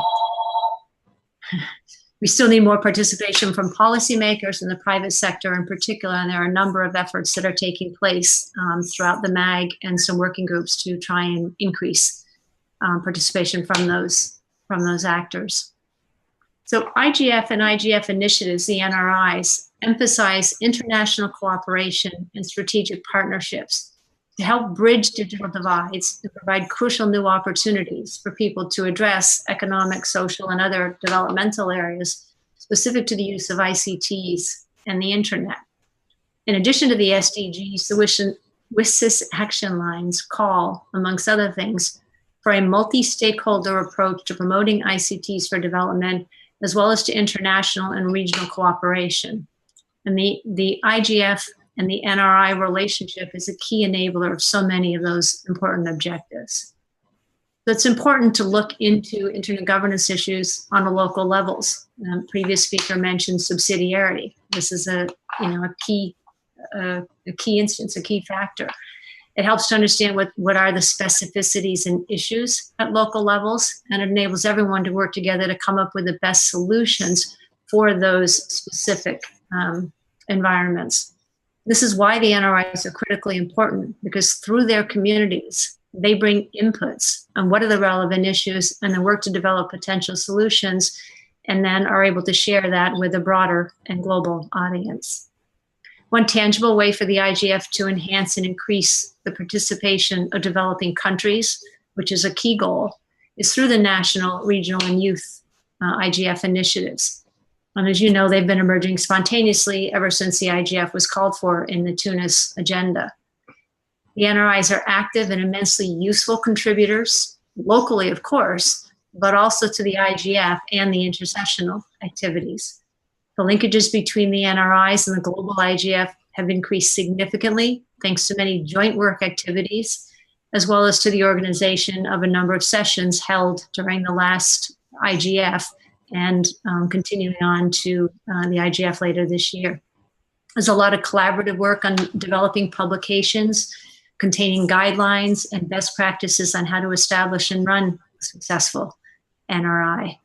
And importantly, records from the NRI's regular fortnightly meetings, these are the meetings that are held across all the NRIs, also serve as very valuable and tangible inputs to the global IGF, providing more local and issue-specific perspectives to policy challenges. NRIs have actually been a very notable success within the IGF sphere. The number of national, regional, and youth IGFs rose from 37 in 2015 to 72 in 2016, nearly doubled, and they're at 95 today. There are 64 national IGFs and 7 more nationals in formation, 16 regional IGFs, and 8 youth IGFs. They've all contributed to building a very effective network for sharing information and experience.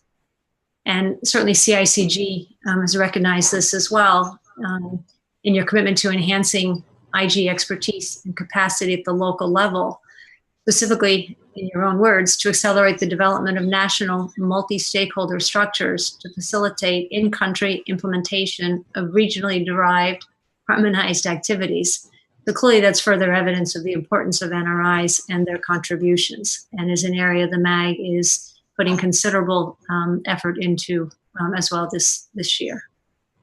Just moving quickly to the IGF's evolution. Resolution 70/125, which is the General Assembly resolution that extended the existing mandate of the IGF for a further 10 years, recognized that the forum should continue to show progress on working modalities and the participation of relevant stakeholders from developing countries. That guides the MAG's work, as well as the recommendations from Commission on Science and Technology, CICG, who had previously had a working group on improvements to the IGF. So in all of our work, we follow closely the recommendations of the CSTD working group.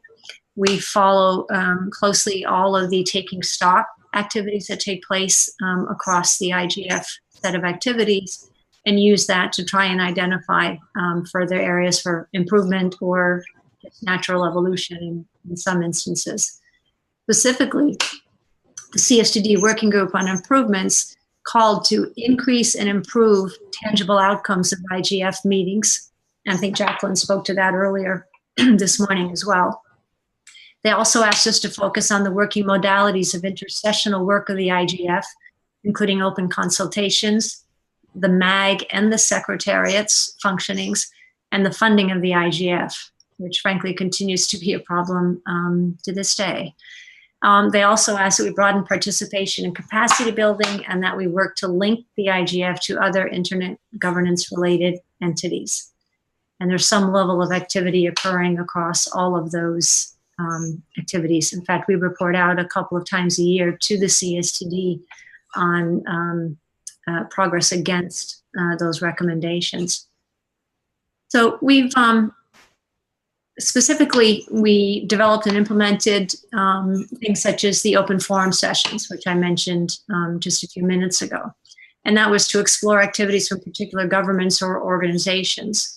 We began a major policy program through intersessional work for connecting and enabling the next billions, and are in our 3rd year for that activity now. Best practice forums were a result of looking at some of the areas for improvement in the IGF as a result of the CSTD recommendations. We looked at new modalities for the multi-stakeholder dynamic coalitions, and we also looked at new session formats. In addition, last year, a newcomers track was introduced to facilitate engagement by new participants, and that is continuing and in fact being extended this year. So in 2016, the IGF furthered its work on policy options for connecting and enabling the next billions, or CENB as it's known. Last year, it focused on local and regional specificities to enable meaningful access. It also investigated how ensuring meaningful internet access can support the UN SDGs. Phase 3 builds on the IGF community's work on this topic over the past 2 years on the theme of promoting meaningful access. And in 2017, the recommendation is to focus on a limited number of SDGs that are impacted by ICTs and to do a deep dive in collecting and analyzing case studies worldwide. That approach would complete phase 1 and 2 with concrete local experiences. The proposed SDGs that we would focus on are goals 4, 5, and 9. 4 ensures inclusive and quality education for all and promotes lifelong learning. 5 is achieve gender equality and empower all women and girls. And goal 9 is to build resilient infrastructure, promote sustainable industrialization, and foster innovation. The IGF community contributions will build these case studies and success stories. And notably, there's an important role for the national and IGFs to play, again, where it intersects with your own activities, your own interests. The BPFs offer unique platforms to investigate topical internet policy challenges by collecting community input and experiences in a flexible and bottom-up manner. They gather knowledge that exists with different groups, experts, or individuals, and makes it available as a useful resource to the broader community in the form of tangible best practice outcome documents. In 2017, we have 3, one on cybersecurity, another on local content, and one on gender and access. EPFs work throughout the year in an open and inclusive way via open mailing lists, regular virtual meetings, and workshops during the IGF meetings. In 2016, for the first time in the IGF workshop proposal process, proposers were invited to define their workshops with thematic tags, including allowing write-in tags. And that would allow us to structure the IGF program in a bottom-up way. The most popular tags were then used to determine the sub-themes for the 2016 meeting, and we will be using the same process for the 2017 meeting later this year.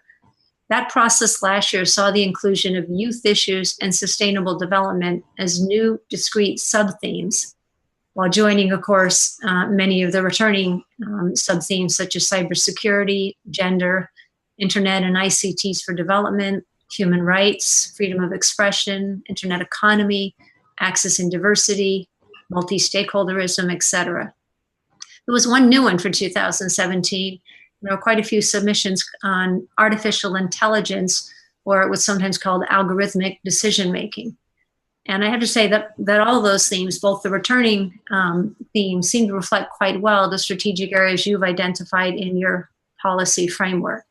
And again, I think that's not by accident. It is through the increased participation from the NRIs, and I'd like to think some of the processes we put in place to actually open up the channels between the MAG and the NRIs themselves. So last year, we also introduced new session types in the program, including some lightning and unconference sessions, and these efforts continue. There were 6 main sessions included in this year's program, or will be. One is gender inclusion in the future of the internet. Second one is creating an inclusive workforce in the digital economy. A third one is empowering global cooperation on cybersecurity for sustainable development and peace.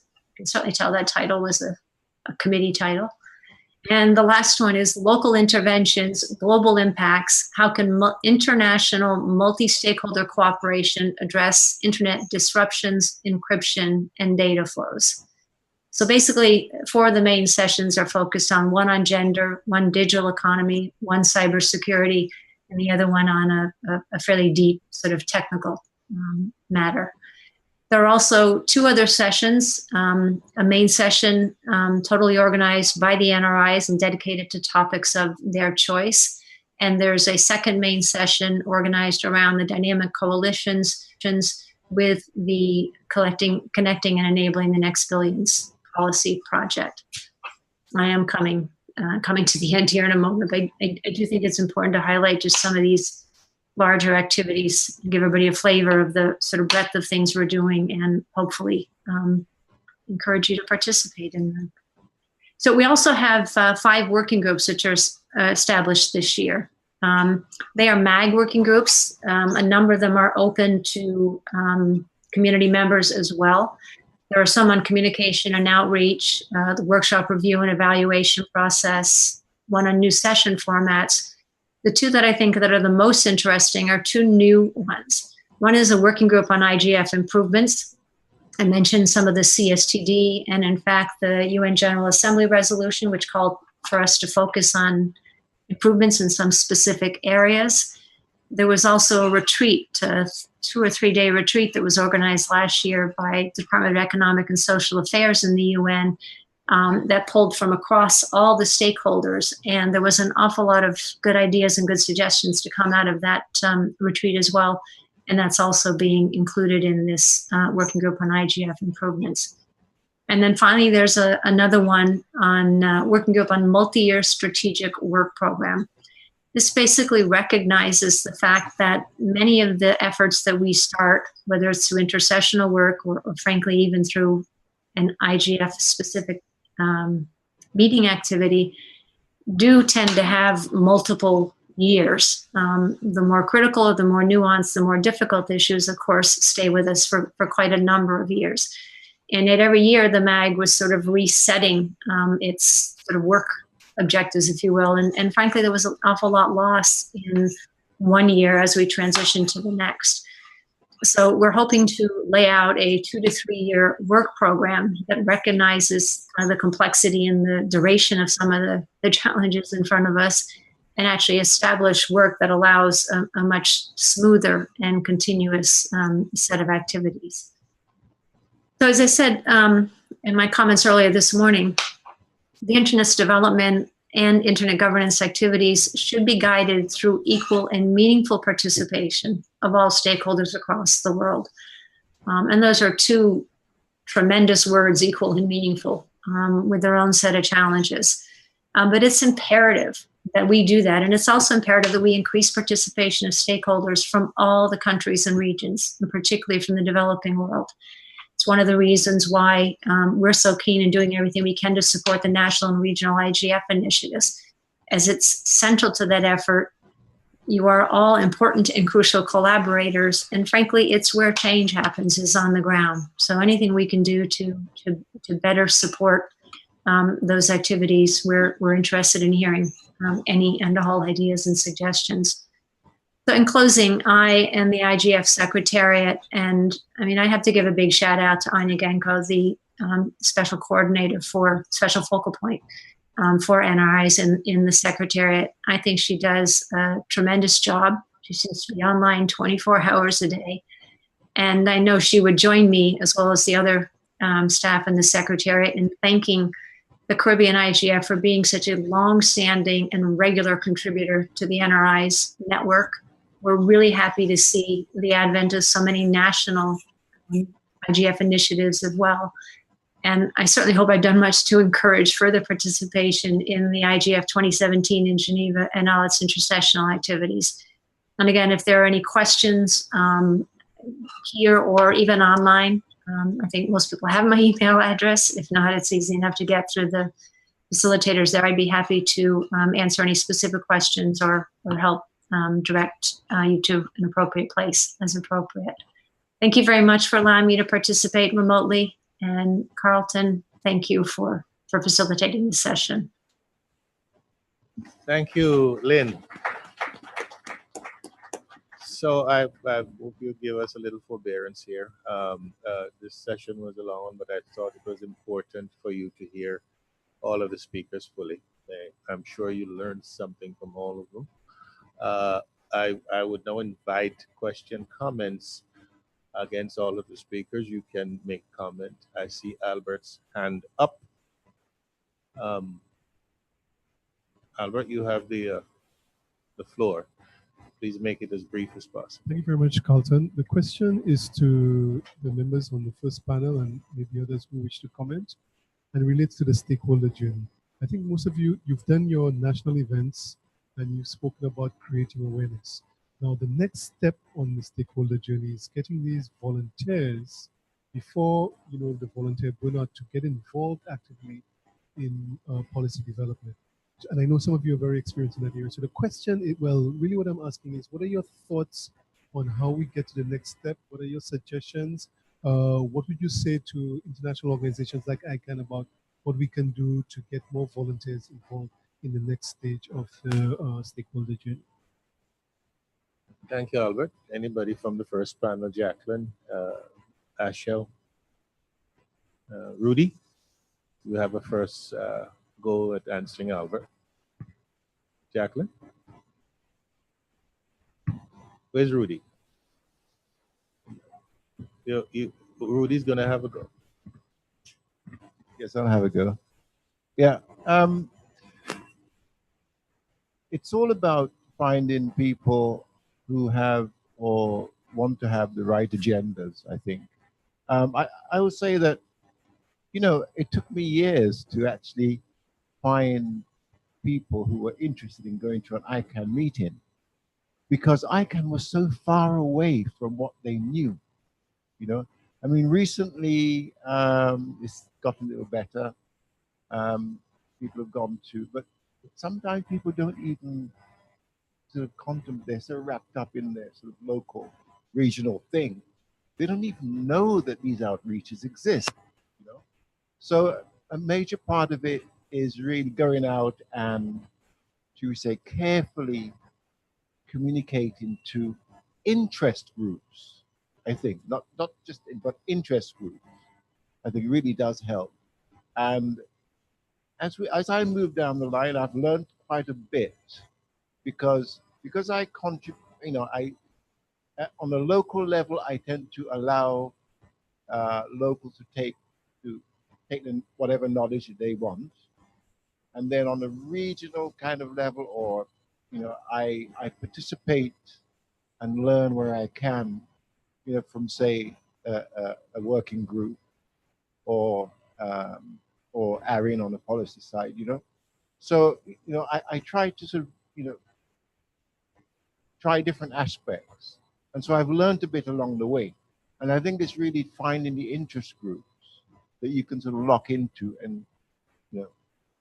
But I think Jackie has another perspective. Hi, Jacqueline Morris.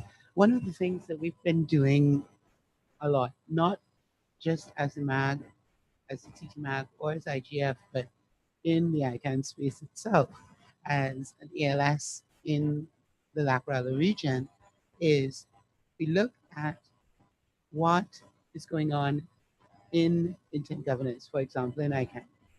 We break it down. We look at all the people that we're working with, that we're networking with, that we're connected to, and what their interests are. We align those and we direct, because there's so much going on. You don't want to have somebody just jump into a big ocean of things. You need to say, you have this particular interest. This is what is interesting and exciting to you. This is what you want to spend your time in.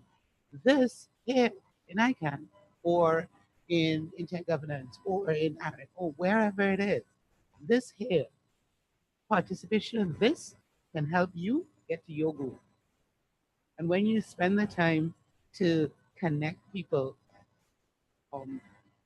carefully and correctly to the interests that they have, then it works. And you've seen how it works with, we've got a lot of people from the Triangular Community Society participating in ICANN. The ones who weren't interested in ICANN, or the ones like being exhausted from the ICANN work, you'll notice that we've moved them into other areas that interest them. So that's how we're managing to expand into putting people in different things. And the working groups especially are an easy way to do that, because there's so many working groups and so many themes. You must be able to find some working group somewhere that somebody be interested close in. it up. Let's there was a question from TT Hub, and it says it's asked, how do you go about avoiding capture in a multi-stakeholder group like TT MAG? That was a question from avoid capture. Well, anybody can answer that. It's capture. Capture, I presume, means that one group becoming prima inter pares, first among equals. Okay. What really happens with regard to capture, and that is something that has been a concern in civil society organizations in particular, and it came into multi-stakeholder organizations via the WISIS. And what that means, what capture is that one group, as you said, becomes more powerful than the other groups, usually by packing the place with more and more of their members. So you have to design a structure in which the number of members that somebody has does not overwhelm, unlike in laterality, that's one of the issues that's going on there, so that having more and more members from one group doesn't overwhelm the balance. And what happens a lot of times is people say, well, we're the majority of people in this group, and so we should have more say. One of the ways to do that is exactly how MAGs are created. You have area, you have 2 people or 3 people per stakeholder group. And as I said, if you've got 1,000 businesses, they still have 2 seats. If you've got, where there's one government, they have 2 seats. 1,000 businesses, they have 500 civil society actors, 2 seats. They can fight it among themselves, but the number of 2 seats around the board means that it stays balanced. And very importantly, you have to have, if you want to take over and change the bylaws to allow one group to have more power, you have to get other groups to help you, because changing bylaws requires something like 75% of the directors to change it. Super majorities, yes. There's another from the hub.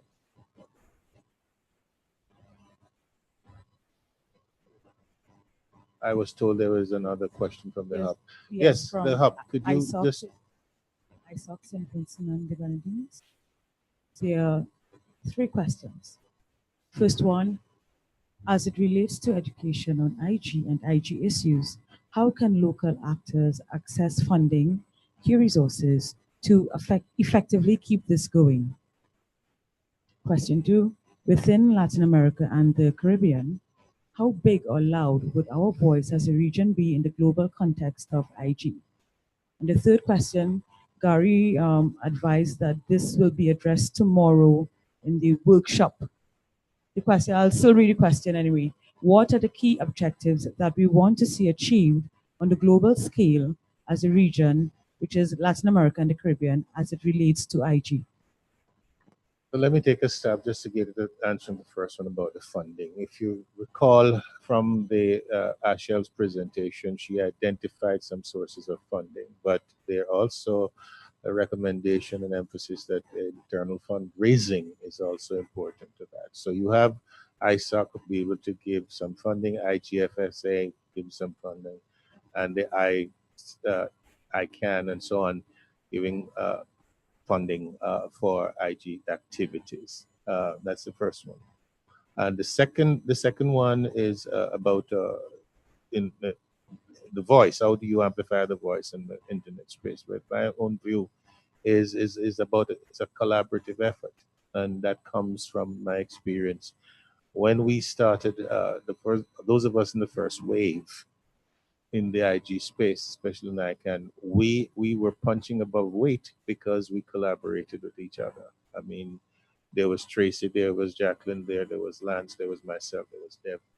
We always supported each other and collaborated. Everybody, Deb, if there was an issue that we didn't know and Deb could not find it for us, we were hosed. That was probably the best researcher you could find.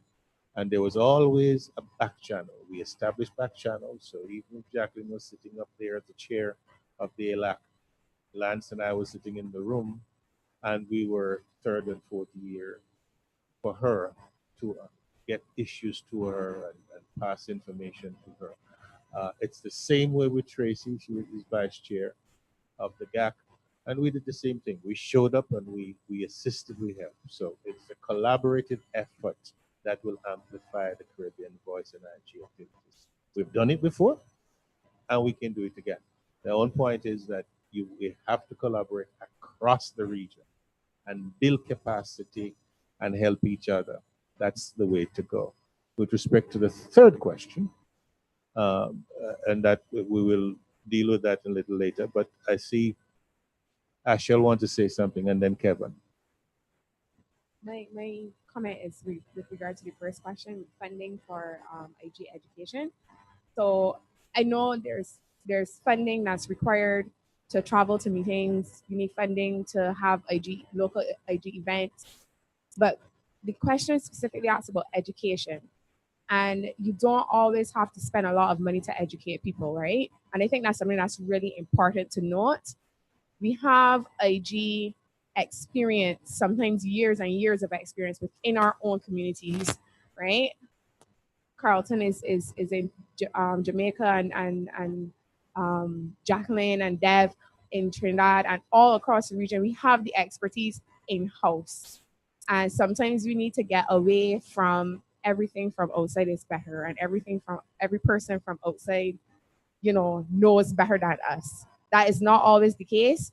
And even when it is the case, Aaron, LACNIC, ISOC, they're always, in my experience, willing to send the expertise. The persons from these organizations that participated in Barbados IGF, we did not support their travel and their participation in the IGF. These organizations sponsor us in expertise by allowing their representatives to come and share their knowledge with us. So it's not, I just want to point out that it's not always that you have to spend a ton of money to educate people who are now trying to get into the IG space. Excellent. Thank you, Ashel. Kevin. Thanks, Carlton. I really wanted to speak to the second question. I think it dealt with the lack voices in the global space. One of the things I don't think we are aware of here in the Caribbean is that some of the similar challenges we have here in the Caribbean to make ourselves known, to punch above the belt, it really is very similar to what happens in Latin America. You do find, in terms of regions across the world, when it comes to internet governance issues, that Latin America and the Caribbean tends to be at the trail of that level of interaction. Case in point would be the process dealing with the review of the IANA functions, but I'm not going to go into that. So something that initially came up, and it's much aligned to what Carlton was talking about Jacqueline and Dev for the, what spares were there, the ICANN work in the first wave. It's much aligned. There is a recent Google group called Black IGF Space. And it's a Google group where it's simply that. It's not an onerous mechanism. It's the same concept as Carlton was explaining, passing tips along when someone's in a place that you are able to coordinate in the background. And you'll be surprised how many coordinators of national initiatives in Latin America. I will specifically name here Renata from Brazil, Renata Aquino from Brazil, Nacho, Miguel Estrada from Argentina. These are people who are very much keen on working with the Caribbean and ensuring that no one is left behind when it comes to what LAC needs and what LAC wants to voice in the scheme of global internet governance. So I think it's really important that we take use of these opportunities. This is a space that is operating in both languages, Spanish and English in the region. Renata agrees to work in either of them. But there is a real strong want to be inclusive, and therefore we should not shut ourselves out to that simply because someone speaks another language. Yes, excellent. Well said. Yes, Gary. We have the Barbados Hub who would like to make some comments remotely. Is he coming in remotely? Yes. Okay. Go ahead, sir. Oh, Rodney. Howdy. I'm doing well, Carlton. Good morning and greetings from the Barbados Hub. There are 7 participants here following the discussion actively. And we want to thank you for acknowledging us and for giving us the opportunity to present our comments. I also want to thank Ashel for doing an excellent job at representing us there in the forum, and also for successfully chairing our first Internet Governance Forum. My comment relates to the scheduling of the national IGFs. From a practical perspective, I think it would be useful for us not to be tripping over each other, but to have these events scheduled in such a way that it allows us to participate in each other's activities. So logically, there should be national IGFs, which should lead to the regional IGF. And what I refer to as the extra regional IGF, which is the LAC IGF, and then the global forum. This may be a challenge, I understand, but it would help us to filter the discussion as we go forward to the global forum with a regional agenda and talking points. And we would be in a better position to support each other, as I mentioned, as is done in other diplomatic processes like the United Nations, ITU, WTO, etc. The same applies for the ICANN and ARIN and LACNIC processes. I think that we need to be more strategic in how we develop how we streamline our issues and how we filter them, so that when we go to these meetings, we have our talking points in hand. On that note, I would like to know to what extent the regional policy framework developed by the CTU is used to guide those that represent the region within the global forums, such as the LAC, the GSC and ICANN, and the International IGF Forum. To what extent does that policy framework inform those persons who attend? And then on another note, to what extent does the CTU plan to incorporate the national IGFs in the further development of that document, so that we have a greater sense of ownership within that policy framework and also within the regional process? With respect to LAC IGF, I had the opportunity to attend in Panama, and I am appreciative of the effort of Kevon Swift in having some Caribbean representation in the panels. I think that we need to have more of that, and in terms of developing the agenda as well going forward, that we need to have our voices heard, so that we create a real ecosystem, internet governance ecosystem, where the Caribbean is playing an active part. Thank you very much. Thank you, Rodney. Most of you probably know Rodney. We go way back. Rodney is, as Ashel said, chairman. But one of the things that Ashel come, just to connect the dots here, you see Rodney is all about cooperation and collaboration. And then there's a mechanism to effect those outcomes. And one of the things that was recommended from Ashel's presentation was the regional IGF secretariat, which would help in enhancing the cooperation and the messaging for Caribbean issues in the global space. So that is one big thing. The other thing that Rodney mentioned is more participation in the development of the agenda, whether it is the Caribbean agenda that is being managed by the CTU, or the LAC IGF agenda that is managed by LACNIC. And of course, again, it's about participation in the advisory group, participation in the multi-stakeholder groupings. I am fully endorsing Rodney's comments. Those are very useful indeed. Thank you, Rodney. Any other question? Yes, Deirdre. Oh, I'm sorry, Deirdre. Deirdre is on. Is it work? Yeah. Yes, Deirdre Williams from St. Lucia. I did a lousy job of introducing myself yesterday. I should have said that I am the civil society representative on behalf of CIVIC on the CTU's Caribbean ICT Collaboration Committee, which was set up last December. And as I am the only civil society member, but my working group, of which I am chair, has all of the working groups have been opened up. So I will be looking for other people who will come and help, not necessarily civil society people, people who volunteer with the intention of doing what they volunteer for. With me, that's a very hard spot at the moment. In the matter of education, I think we need to teach people to educate themselves. It's not our responsibility to go around and arrange workshops for them. It's our responsibility to tell them where the information is so that they can go and do it themselves. About having a voice, you have to have courage, and it is very difficult. In the IGF at Sharm el-Sheikh in 2009, at one of the first sessions, they had people from all over the world presenting their IGFs, and Bernadette hadn't managed to come.